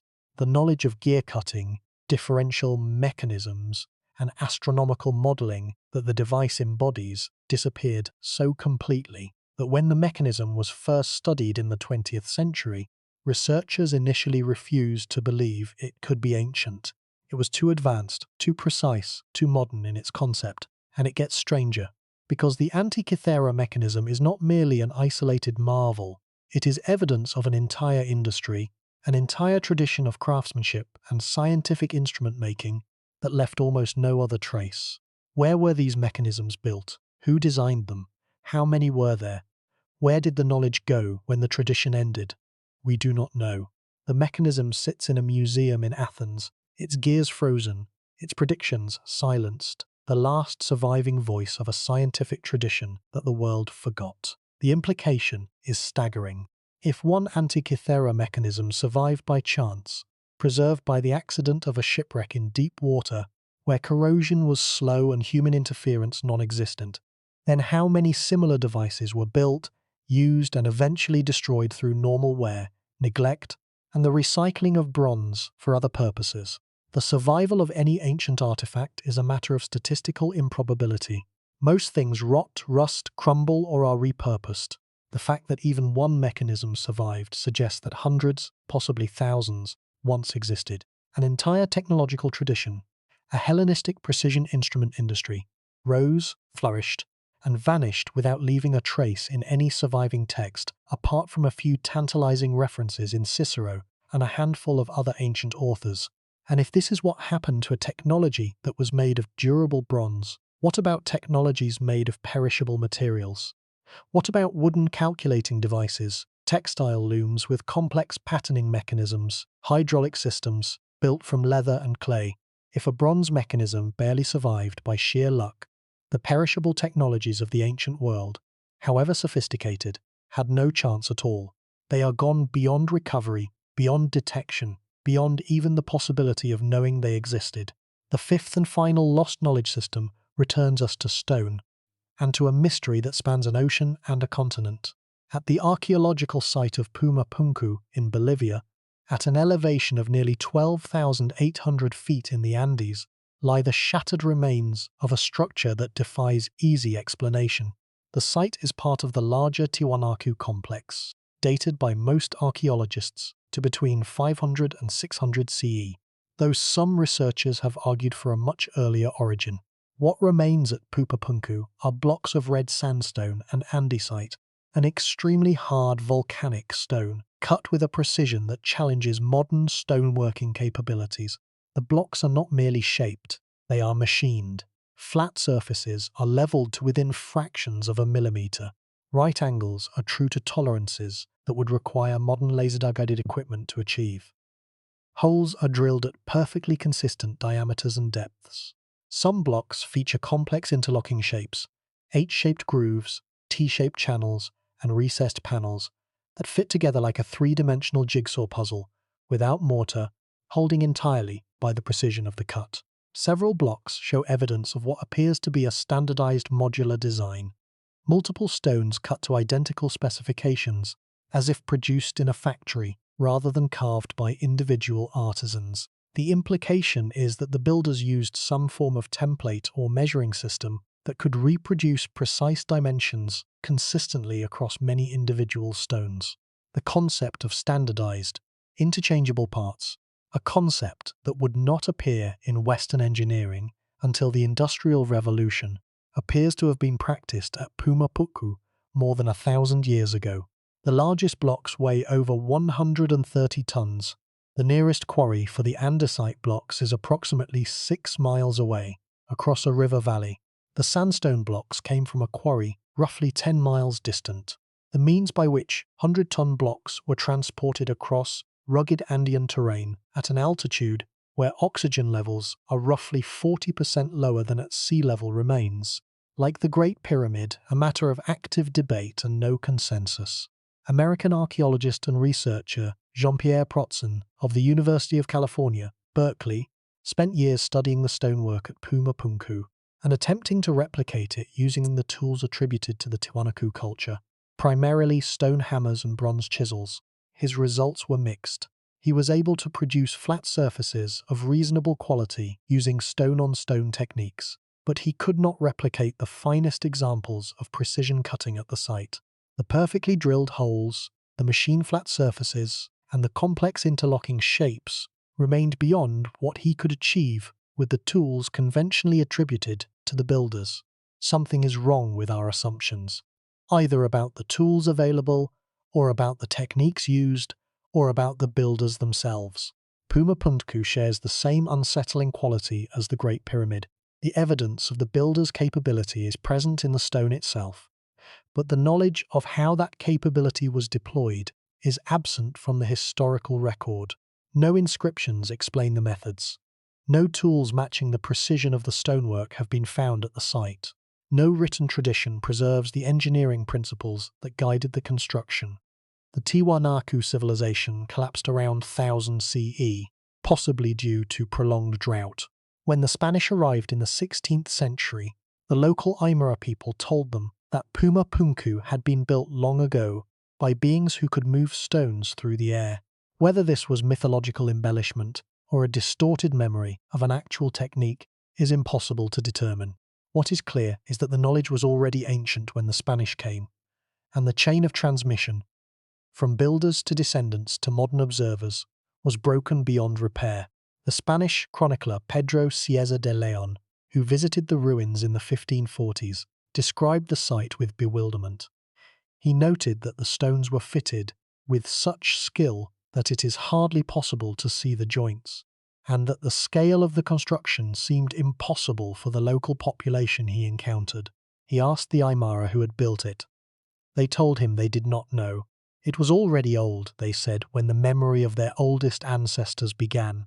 This is the recurring motif across all 5 of these lost technologies. The moment when someone asks, "Who made this?"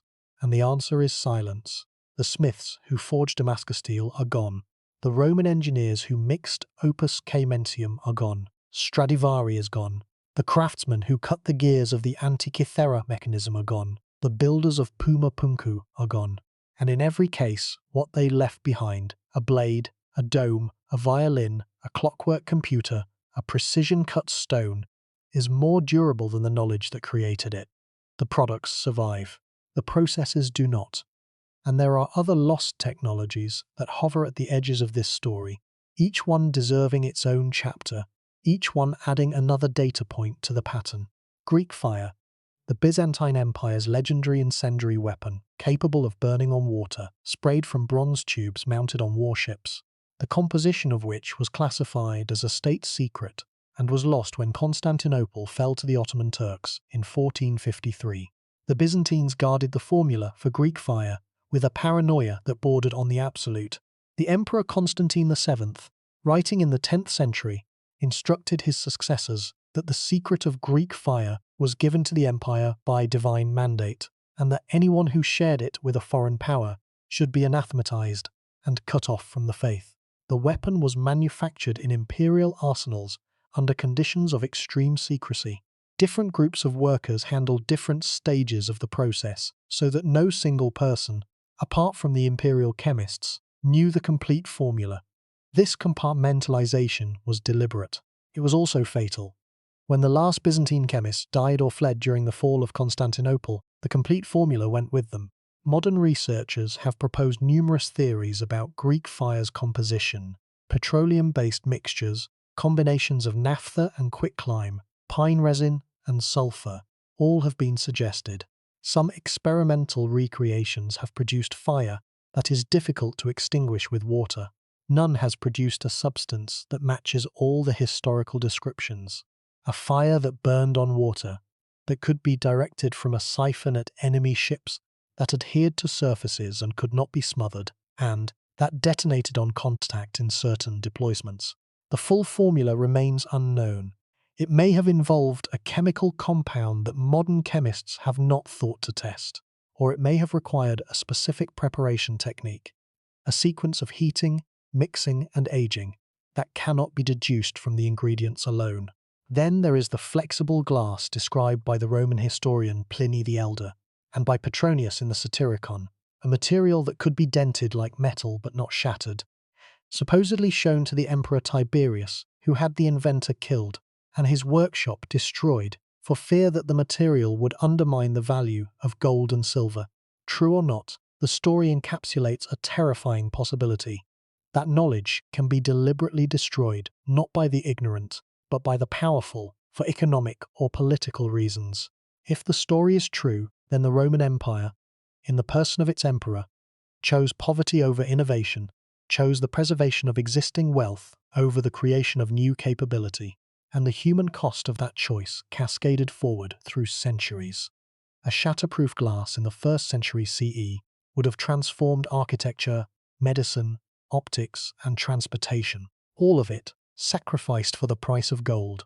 The Baghdad battery, a small clay vessel with a copper cylinder and an iron rod, found near Baghdad and dated to the Parthian period, roughly 200 BCE to 200 CE, adds another dimension to the pattern.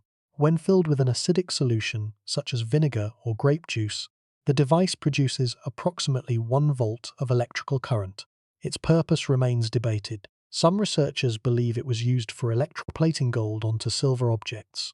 a process that would require exactly the kind of low-voltage direct current the device produces. Others suggest medical applications, noting that ancient texts describe the use of electric fish for pain relief, and that a small battery could produce a similar tingling effect. Still, others argue that it was not a battery at all, but a storage vessel whose metallic components are coincidental. But replicas of the Baghdad battery, constructed to the same specifications, consistently produce measurable voltage. The device works, whatever its intended purpose.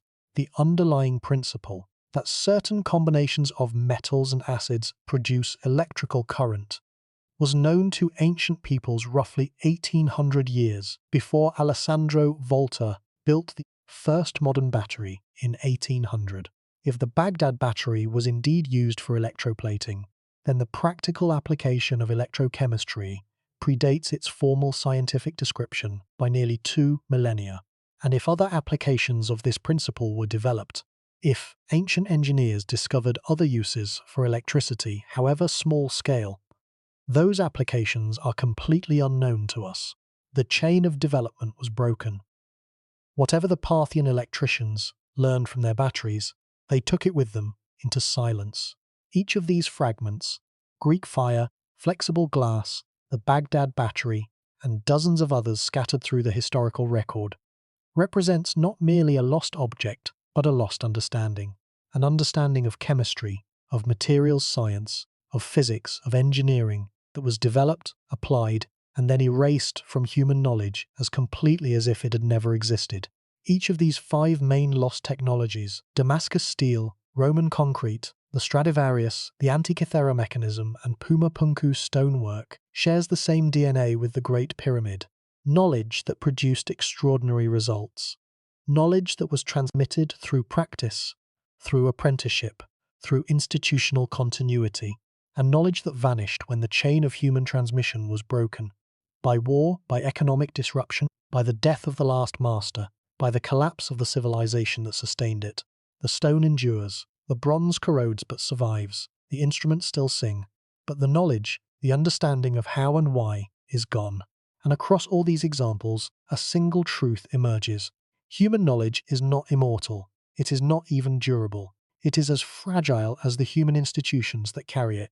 And when those institutions fail, the knowledge goes with them, sometimes forever. There is a term in the philosophy of technology for the kind of knowledge that cannot be written down.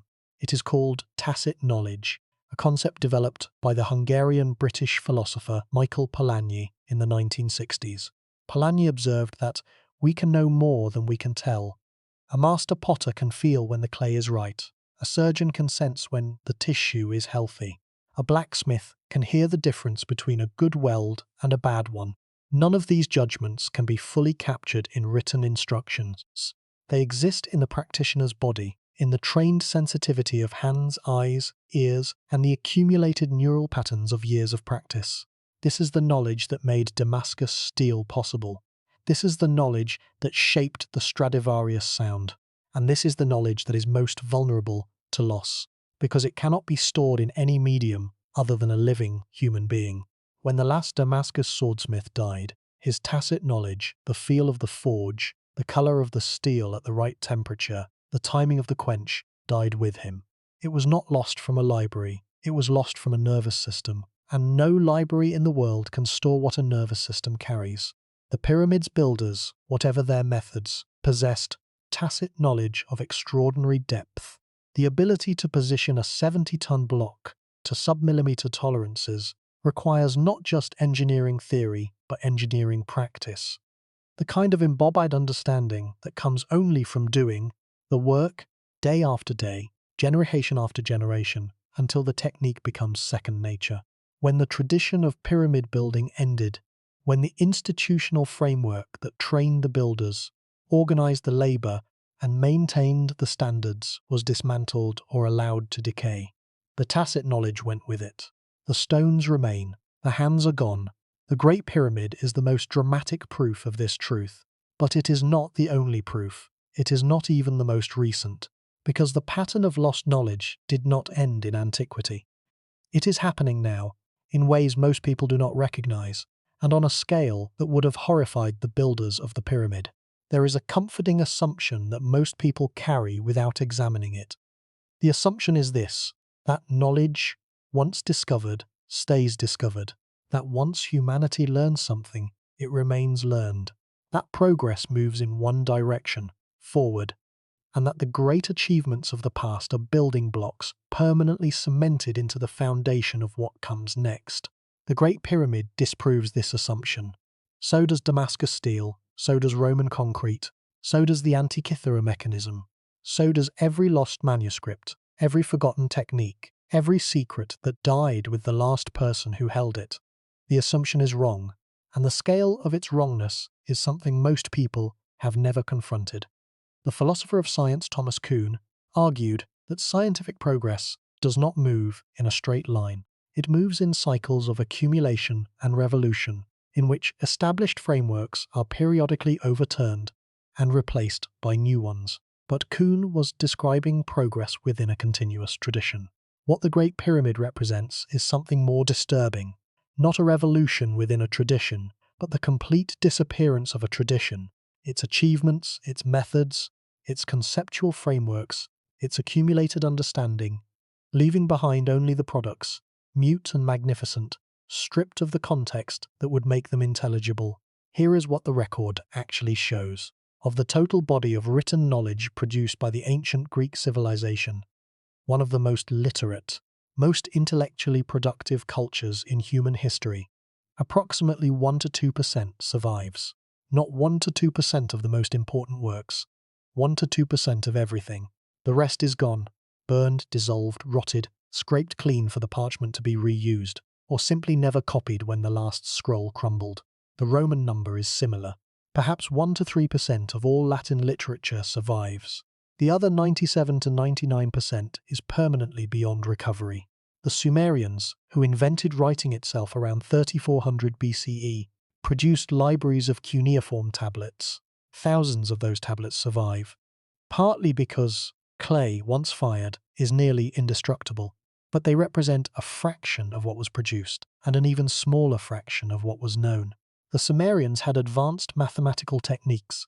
They used a base 60 number system, the remnants of which persist in our 60-second minutes and 60-minute hours.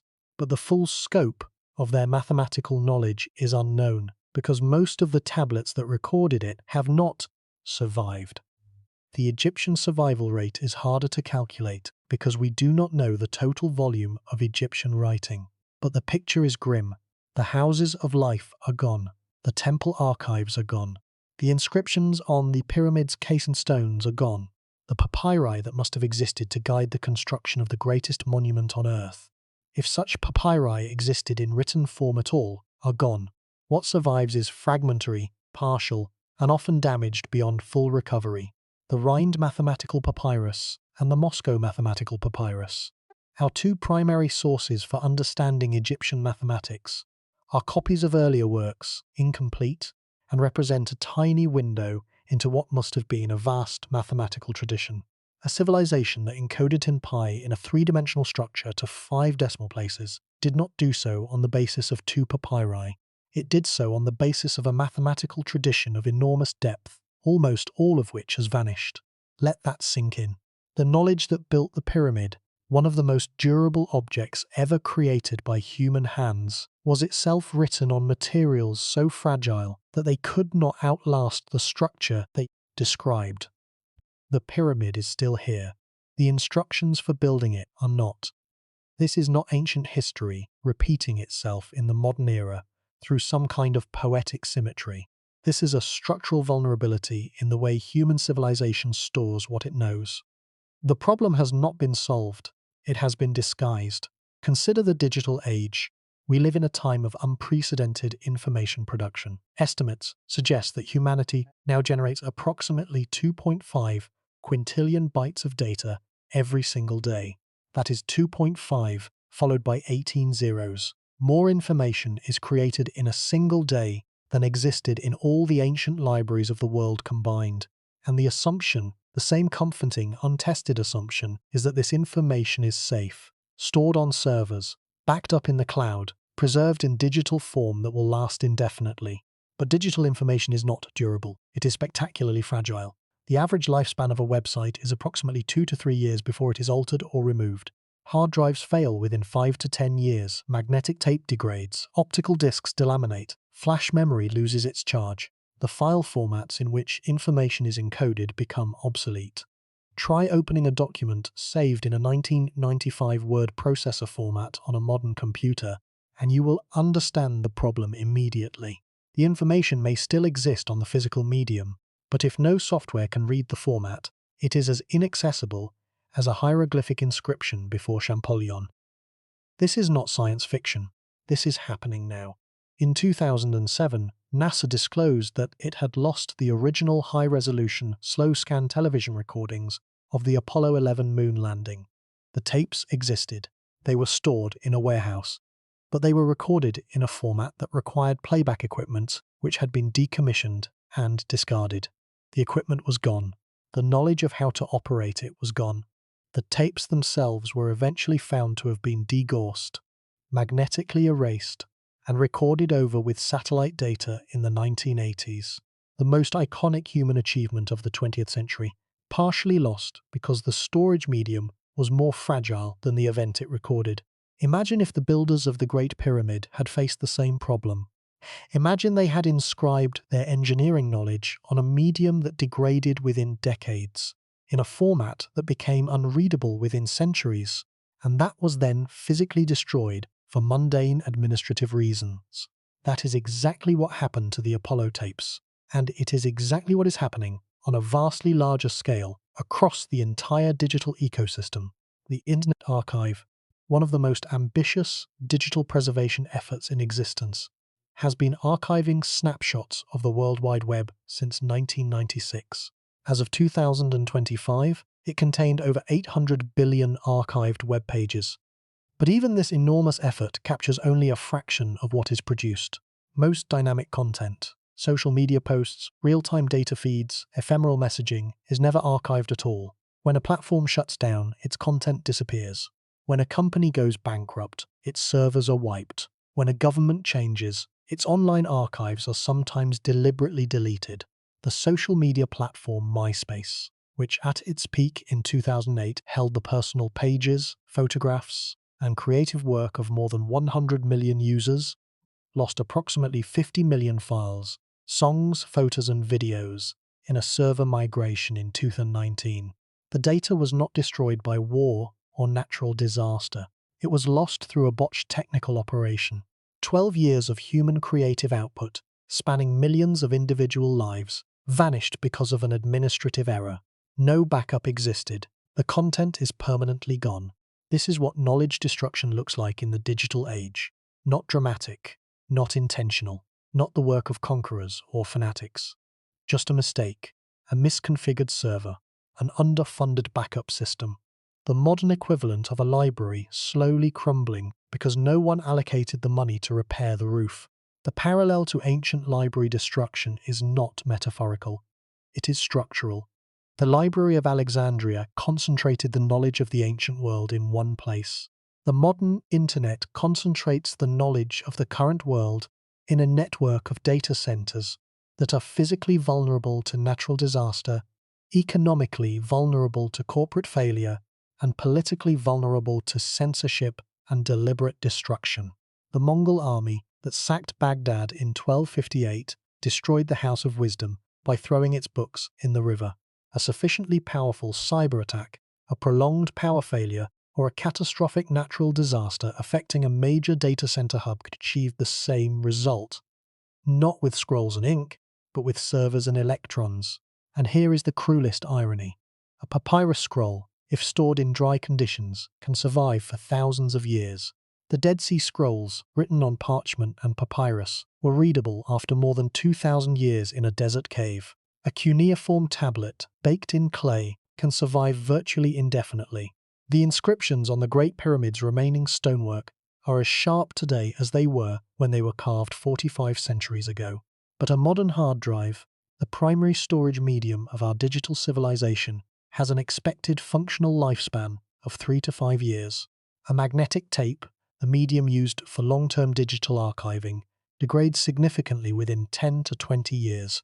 A compact disc, once marketed with the slogan "Perfect Sound Forever," is now known to suffer from disc rot, with some specimens becoming unreadable within a decade. We have traded durability for volume.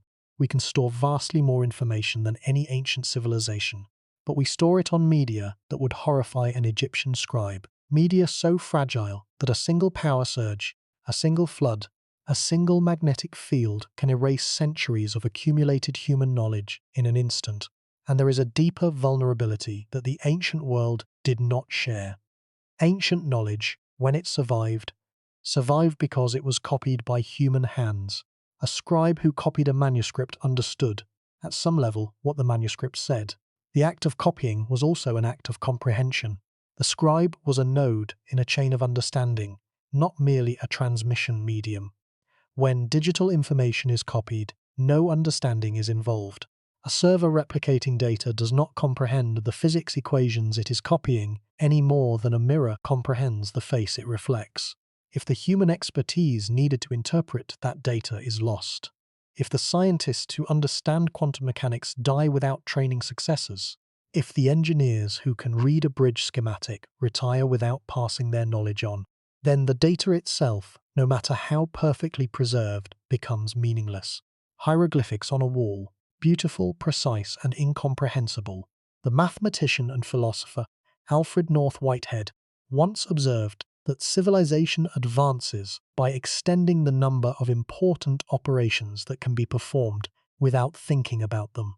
He meant it as a description of progress. But there is a dark corollary. Every operation that becomes automated, every technique that is delegated to a machine, every process that is performed by a specialist whom no one else understands. These are all points of vulnerability. They are all places where the chain of human understanding has been replaced by a link of pure mechanism. And if the mechanism fails, or the specialist is unavailable, or the context in which the operation was performed changes beyond the mechanism's parameters, the knowledge embedded in that operation is as lost as if it had never been developed. We live in an age of unprecedented specialization. A modern semiconductor fabrication plant contains equipment that only a handful of engineers in the world fully understand. The mathematical models that underpin global financial markets are maintained by quantitative analysts whose expertise is so narrow that their colleagues in adjacent fields cannot evaluate their work. The supply chains that deliver food, medicine, and energy to modern cities are so complex that no single person comprehends the full system. Each node in the chain depends on the others. Each specialist depends on the infrastructure, and the infrastructure depends on the continued functioning of a technological civilization that, like all civilizations before it, is not guaranteed to persist. The Great Pyramid was built by a civilization that persisted for 3,000 years, longer than any civilization in the Western tradition, and it still lost its knowledge.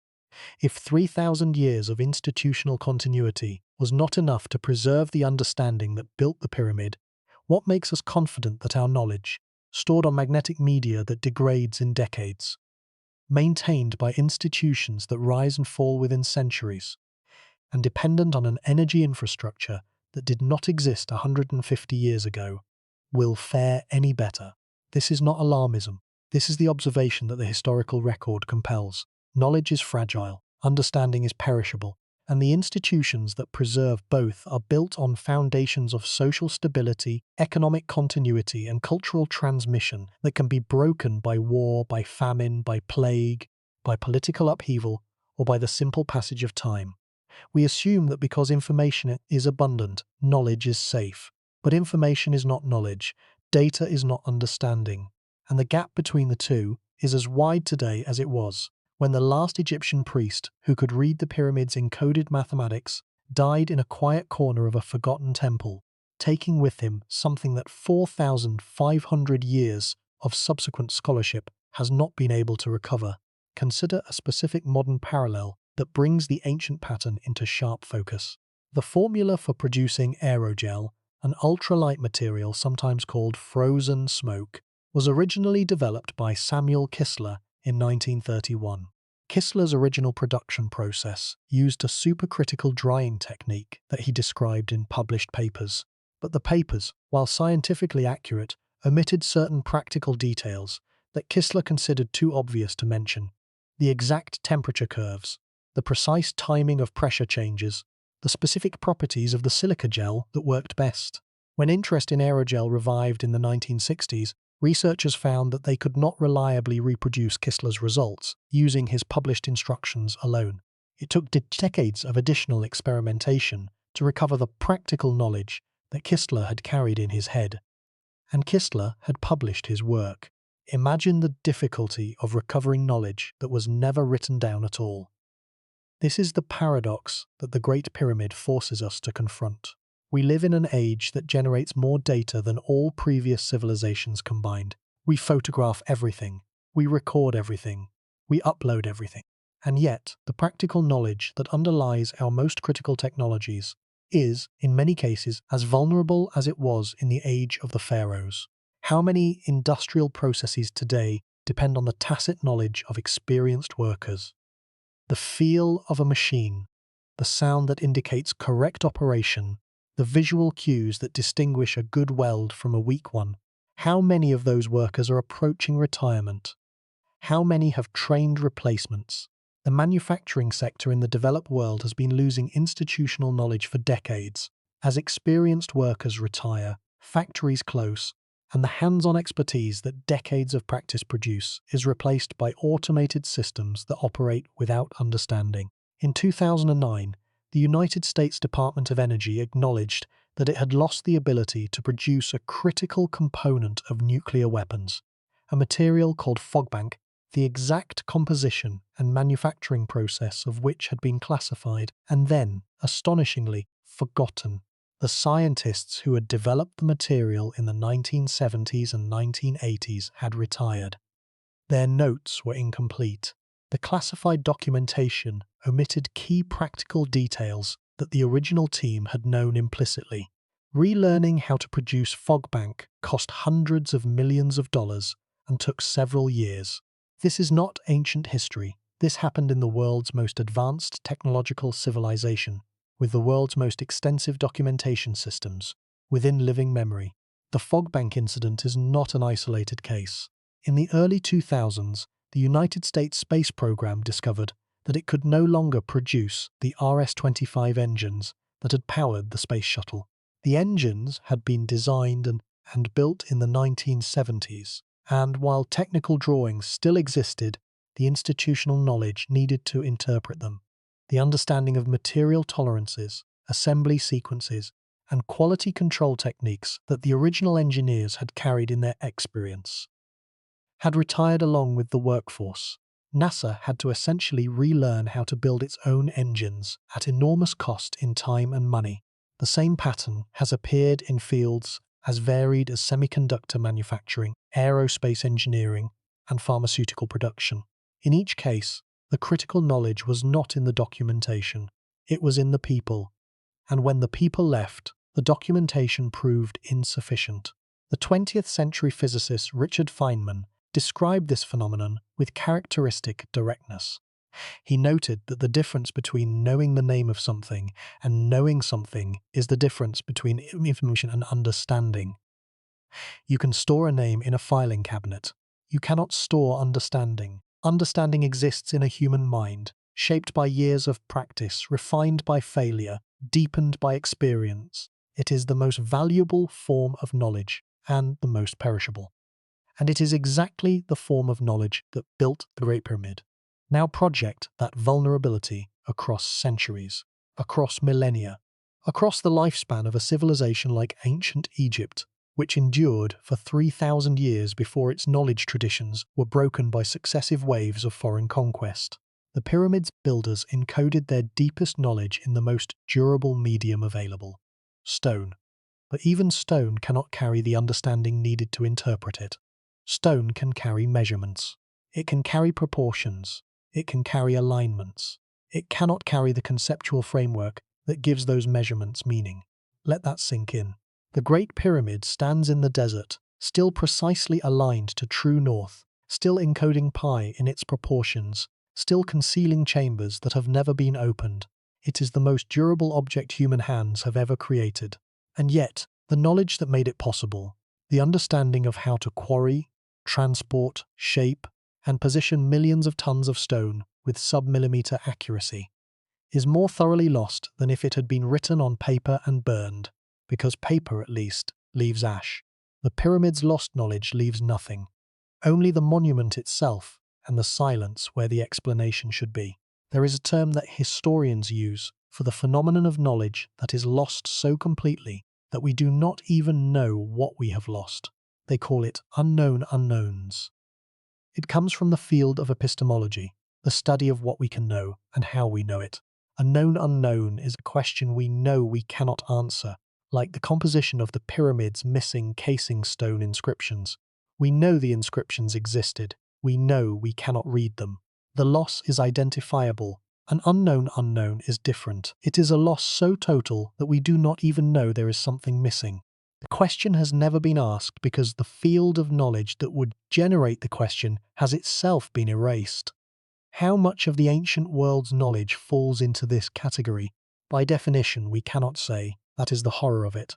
When the Library of Alexandria burned, whether in Caesar's war in 48 BCE, or in the Christian destruction of the Serapeum in 391 CE, or in the Arab conquest in 642 CE, or, most likely, through some combination of all 3+ centuries of neglect, the texts that were lost included not only works that later scholars remembered and mourned, but works that no one remembered at all, titles that appeared in no catalogue, ideas that were referenced by no surviving author, entire branches of ancient science, philosophy, and mathematics that may have existed, flourished, and been destroyed without leaving a single trace in any text that survived. We mourn what we know we lost. We cannot mourn what we do not know existed. And this unbounded ignorance, this void beyond the edge of our knowledge of our own ignorance, is the most devastating legacy of the pattern of destruction that the pyramid embodies. Think about this concretely. We know that the ancient Egyptians performed brain surgery. The Edwin Smith Papyrus describes trepanation, the surgical opening of the skull, with clinical precision. We know that ancient Indian surgeons performed rhinoplasty, reconstructive nose surgery, using techniques described in the Sushruta Samhita, a medical text dating to roughly 600 BCE. We know that the ancient Chinese developed seismoscopes to detect earthquakes, that the Romans built aqueducts that carried water across miles of terrain with a gradient drop of only centimeters per mile, that the ancient Polynesians navigated thousands of miles of open ocean using star positions, wave patterns, and the behavior of birds, without compass, without chart, without any instrument at all. These achievements survived in the historical record because someone, somewhere, wrote them down, and those writings survived the intervening centuries by extraordinary luck. But for every technique that was recorded and preserved, how many were practiced, perfected, and lost without a single surviving description? If the ancient world contained brain surgeons, master navigators, and engineers capable of building aqueducts accurate to centimeters per mile, what other expertise existed that we have no record of? What techniques were developed in civilizations that left no written record at all? What knowledge was carried in the heads of practitioners who belonged to oral cultures, who taught by demonstration rather than documentation, whose entire intellectual tradition disappeared when the last trained person died? The builders of the Great Pyramid knew things we do not know. The measurements prove it, the alignments prove it, the precision proves it. But they may also have known things we do not even know we are missing. Their science may have included entire domains, entire ways of understanding matter, force, space, and motion that our own science has not rediscovered because it has never occurred to us to look. The pyramid may encode not just pi and the golden ratio, but principles we cannot recognize because the conceptual framework needed to identify them has been lost along with the civilization that developed it. This is the deepest cut. Not the loss of answers, but the loss of questions. Not the disappearance of knowledge, but the disappearance of the very ability to know what knowledge is missing. The Great Pyramid stands in the desert. It encodes what its builders knew, and it encodes, in the silence of its unopened chambers, in the blankness of its stripped casing stones, in the stillness of its precisely angled passages, pointing at stars that have shifted in the sky. Since the day the last stone was placed, it encodes all the things we will never think to ask. That is the deeper truth. Knowledge does not die loud. It dies in silence, in the space between one generation and the next. In the moment when a master fails to find an apprentice, when a library fails to find a patron, when a civilization fails to find a future. And the worst losses are not the ones that leave scars. The worst losses are the ones that leave nothing at all. The ancient Egyptians seem to understand this. That may be why they built the pyramid in the first place.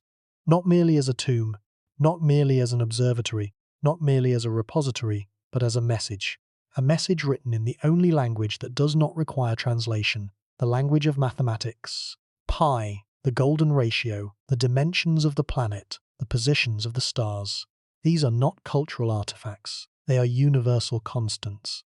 Any civilization, at any point in the future, that possesses basic mathematical literacy can read these proportions and understand that the builders knew what they knew. The pyramid is not a monument. It is a letter, written in stone, addressed to the future, from a civilization that understood, perhaps from bitter experience, that everything else they built, everything they wrote, everything they knew would eventually be destroyed, forgotten, or misunderstood. And they were right. Everything else is gone. The letter remains. The Egyptians had a concept they called ma'at, a word sometimes translated as truth, sometimes as order, sometimes as the fundamental principle of balance that underlies reality. Ma'at was not merely an abstract concept. It was the organizing principle of Egyptian civilization. The pharaoh's primary duty was to maintain Ma'at. The scribe's primary duty was to record Ma'at. The temple's primary function was to embody Ma'at in stone.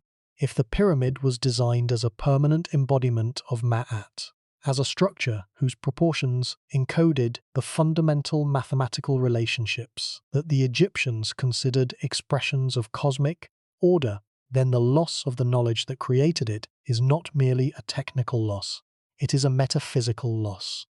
A loss of the understanding of order itself, as the builders comprehended it. And perhaps that is the most haunting dimension of this story. The pyramid was not just an engineering achievement, it was a statement about the nature of reality, about the relationship between mathematics and the physical world, between proportion and truth, between measurement and meaning. The builders encoded that statement in the most durable medium they could find, and we stand before it 4,500 years later, able to measure the proportions, able to verify the mathematics, but unable to grasp the full significance of what was being said. The words are there, the grammar is there, the meaning is just beyond our reach, but we have not yet fully read it, and time is still passing, and the questions we have not yet thought to ask are still waiting, encoded in stone, in the longest silence in the history of the world. When you step back from the details, from the 70-ton granite beams and the carbon nanotubes and the corroded bronze gears and the stripped limestone casing, and look at the full arc of this story, a single pattern emerges.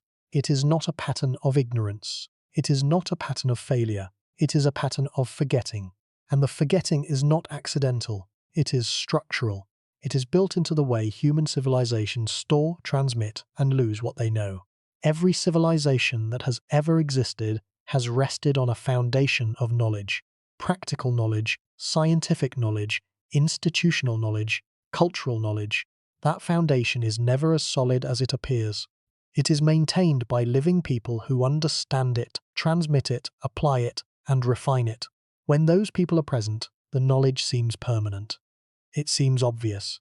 It seems like something that could never be lost, because it is everywhere, embedded in the daily practice of thousands of individuals. But remove the people, and the knowledge evaporates. Not slowly, like water from a lake, quickly, like water from a shattered glass. The Roman engineer who mixed concrete did not think his knowledge was fragile. The Damascus swordsmith did not believe his craft could die. The Egyptian priest who calculated the pyramid's proportions did not imagine that a day would come when no one alive could do what he did. Each of them operated within a living tradition that felt, from the inside, like it would last forever. None of them were right. And here is the question that all of this forces us to confront. Are we any different? The modern world stores its knowledge in digital systems maintained by institutions that depend on stable electricity, functioning supply chains, trained personnel, and continuous investment. If any of these supports fails, not for centuries, not for decades, but for years or even months, the consequences cascade. Servers overheat and shut down. Backup systems run out of fuel. The specialists who maintain the infrastructure cannot reach their workstations. The documentation that describes how the systems work becomes inaccessible because it is stored on the very systems that have failed. This is not a hypothetical scenario. It is a vulnerability assessment, and the assessment is not reassuring. The Great Pyramid has endured for 45 centuries because it is made of stone. It requires no electricity, no maintenance, no operating system, no institutional support. It simply exists, massive, inert, self-sustaining. The knowledge encoded in its proportions is accessible to anyone with a measuring tool and basic mathematics. It does not depend on file formats, software compatibility, or network connectivity. It is the most robust information storage system ever devised by human beings. And it is not enough, because even the pyramid, with all its durability, has lost information. The casing stones are gone, the inscriptions are gone, the hidden chambers remain sealed. The conceptual framework that would make the encoded mathematics fully comprehensible has been lost. If stone is not enough, if even a 6 million-ton monument cannot fully preserve the knowledge of its builders across the span of recorded history, then what hope do we have for magnetic tape, optical discs, and server farms? The answer, if we are honest, is less than we would like to believe. The pyramid's builders understood something that we are only beginning to grasp. They understood that knowledge, left unguarded, dies. That the default state of human understanding is not preservation but erosion.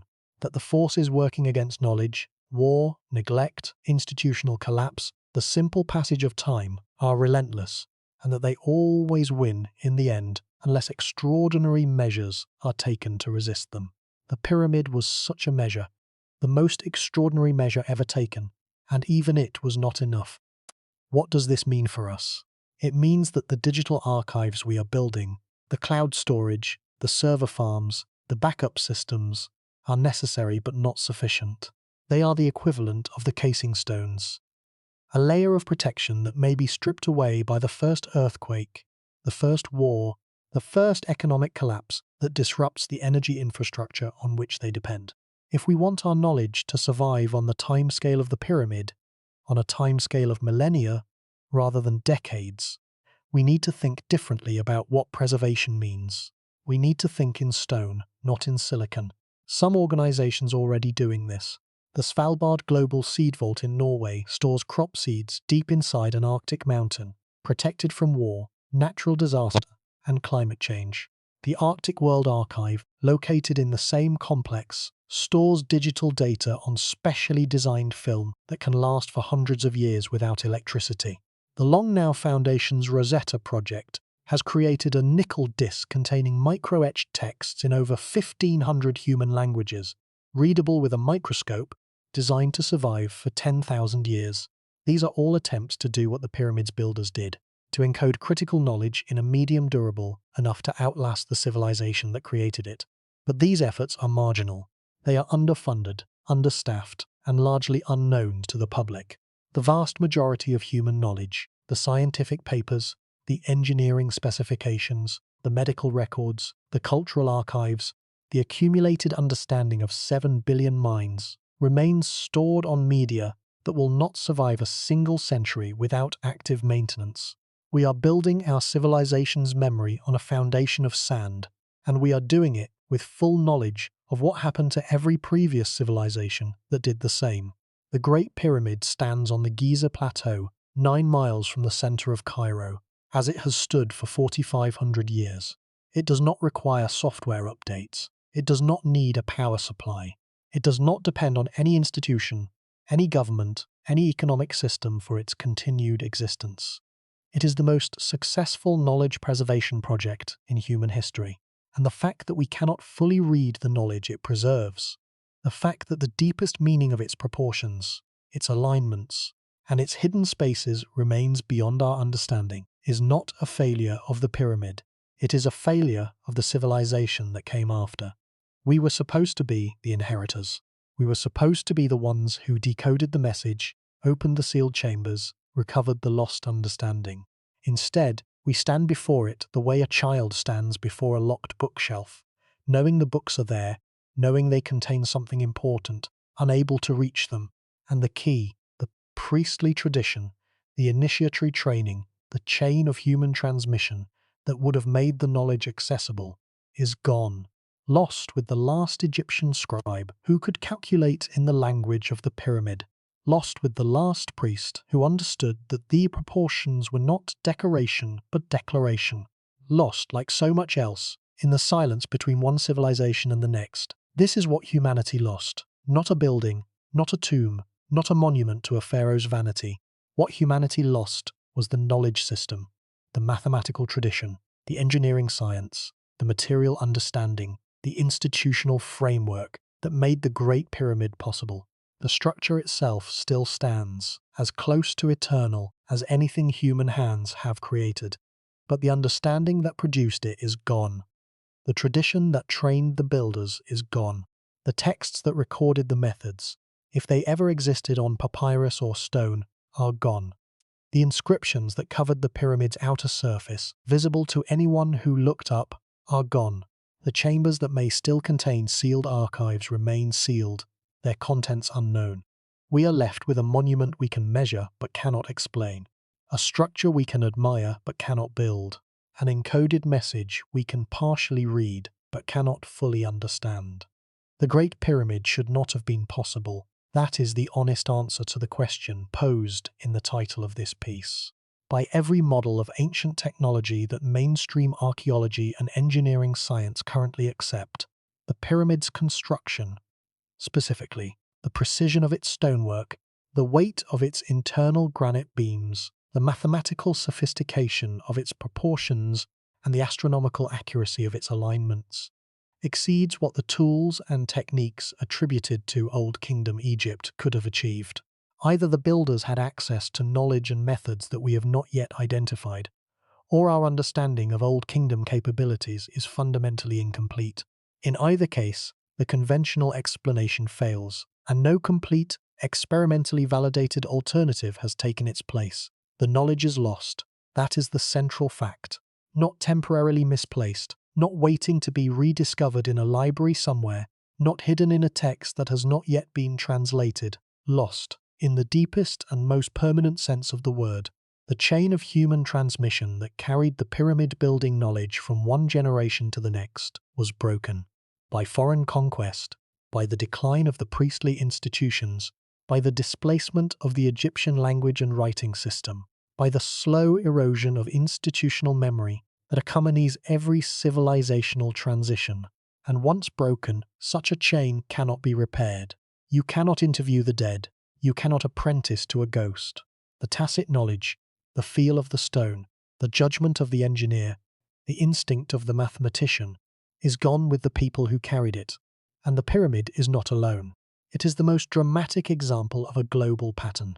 Civilizations that produced extraordinary results in metallurgy, in construction, in precision engineering, in acoustic design, in materials science, and then lost the ability to reproduce their own achievements. Damascus steel, Roman concrete, the Antikythera mechanism, the Stradivarius, Puma Punku, Greek fire, each one a peak of human capability, each one followed by a descent into forgetting, each one a reminder that progress is not a ratchet. It does not only move forward, it can slip backward silently, invisibly, until the very memory of what was achieved becomes a matter of legend rather than history. We are told that we live in the most advanced civilization in human history. In many ways, this is true. Our medical science, our communications technology, our ability to generate and distribute energy.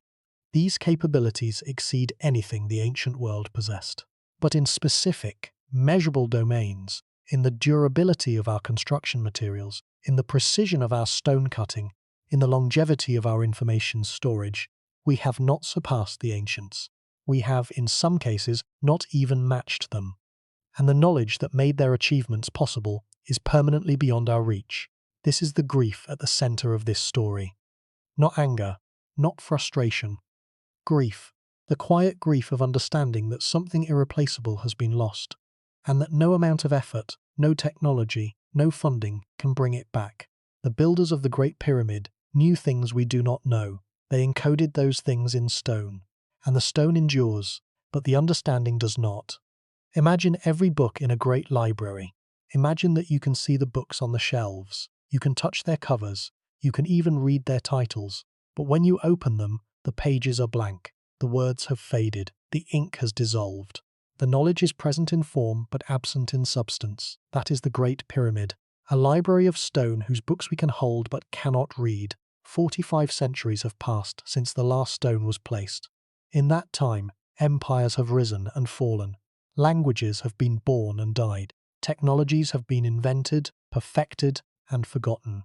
And through all of it, through the Roman conquest, and the Arab conquest, and the Ottoman conquest, and the Napoleonic expedition, and the modern tourist industry, the pyramid has stood. Patient, silent, waiting for someone to understand what it is trying to say. We have not yet succeeded. We have measured its dimensions to the hundredth of an inch. We have scanned its interior with cosmic ray detectors. We have debated its purpose in thousands of academic papers, popular books, and late-night conversations. And we are no closer to a complete explanation than Diodorus Siculus was 2,000 years ago, when he wrote that the means of the pyramid's construction remained a matter of dispute, or than Herodotus was 500 years before Diodorus, when he reported that the Egyptians themselves disagreed about how the monument had been raised, or than the Arab scholars of the medieval period, who marveled at the structure and debated its purpose in treatises that still survive in libraries from Cairo to Istanbul. Generation after generation, century after century, the pyramid has been measured, surveyed, mapped, and argued over, and still it keeps its secret. The dispute continues, the silence continues, the pyramid continues, and somewhere in a sealed void above the Grand Gallery, in an unexplored chamber beneath the Sphinx, in a passage that no modern instrument has yet detected, the answers may be waiting, written in a language of proportion and geometry that needs no translation, preserved in the darkness, held in stone, patient, like the pyramid itself, for someone to find the key. Or perhaps not. Perhaps the chambers are empty. Perhaps the knowledge was never written down. Perhaps it lived only in the minds and hands of the builders, and when they died, it died with them, as completely as a candle flame when the wick burns out. We will never know. Not because the question is unanswerable, but because the answer, like so much of what the ancient world knew, like so much of what was built and written and understood and then lost, is permanently beyond recovery. Gone. Permanently.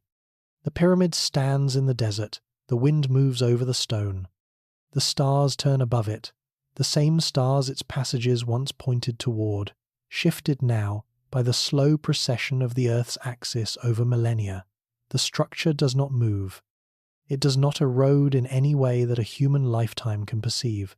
It simply exists, the oldest, the largest, the most precisely built, and the most mysterious structure on the surface of the Earth. And the knowledge that built it, the deepest loss in the long, quiet tragedy of human forgetting, sleeps somewhere in the space between what we can measure and what we can understand. In the gap between the stone and the silence. In the distance between a civilization that knew and a civilization that wonders. That gap is where the lost knowledge lives, and it is wider than the desert, wider than the centuries, wider perhaps than we will ever be able to cross. The pyramid was built to last forever. The knowledge that built it was not, and that unbridgeable distance between what endures and what is forgotten may be the most important lesson the ancient world ever taught us. And we have not yet learned it. The evidence suggests we never will.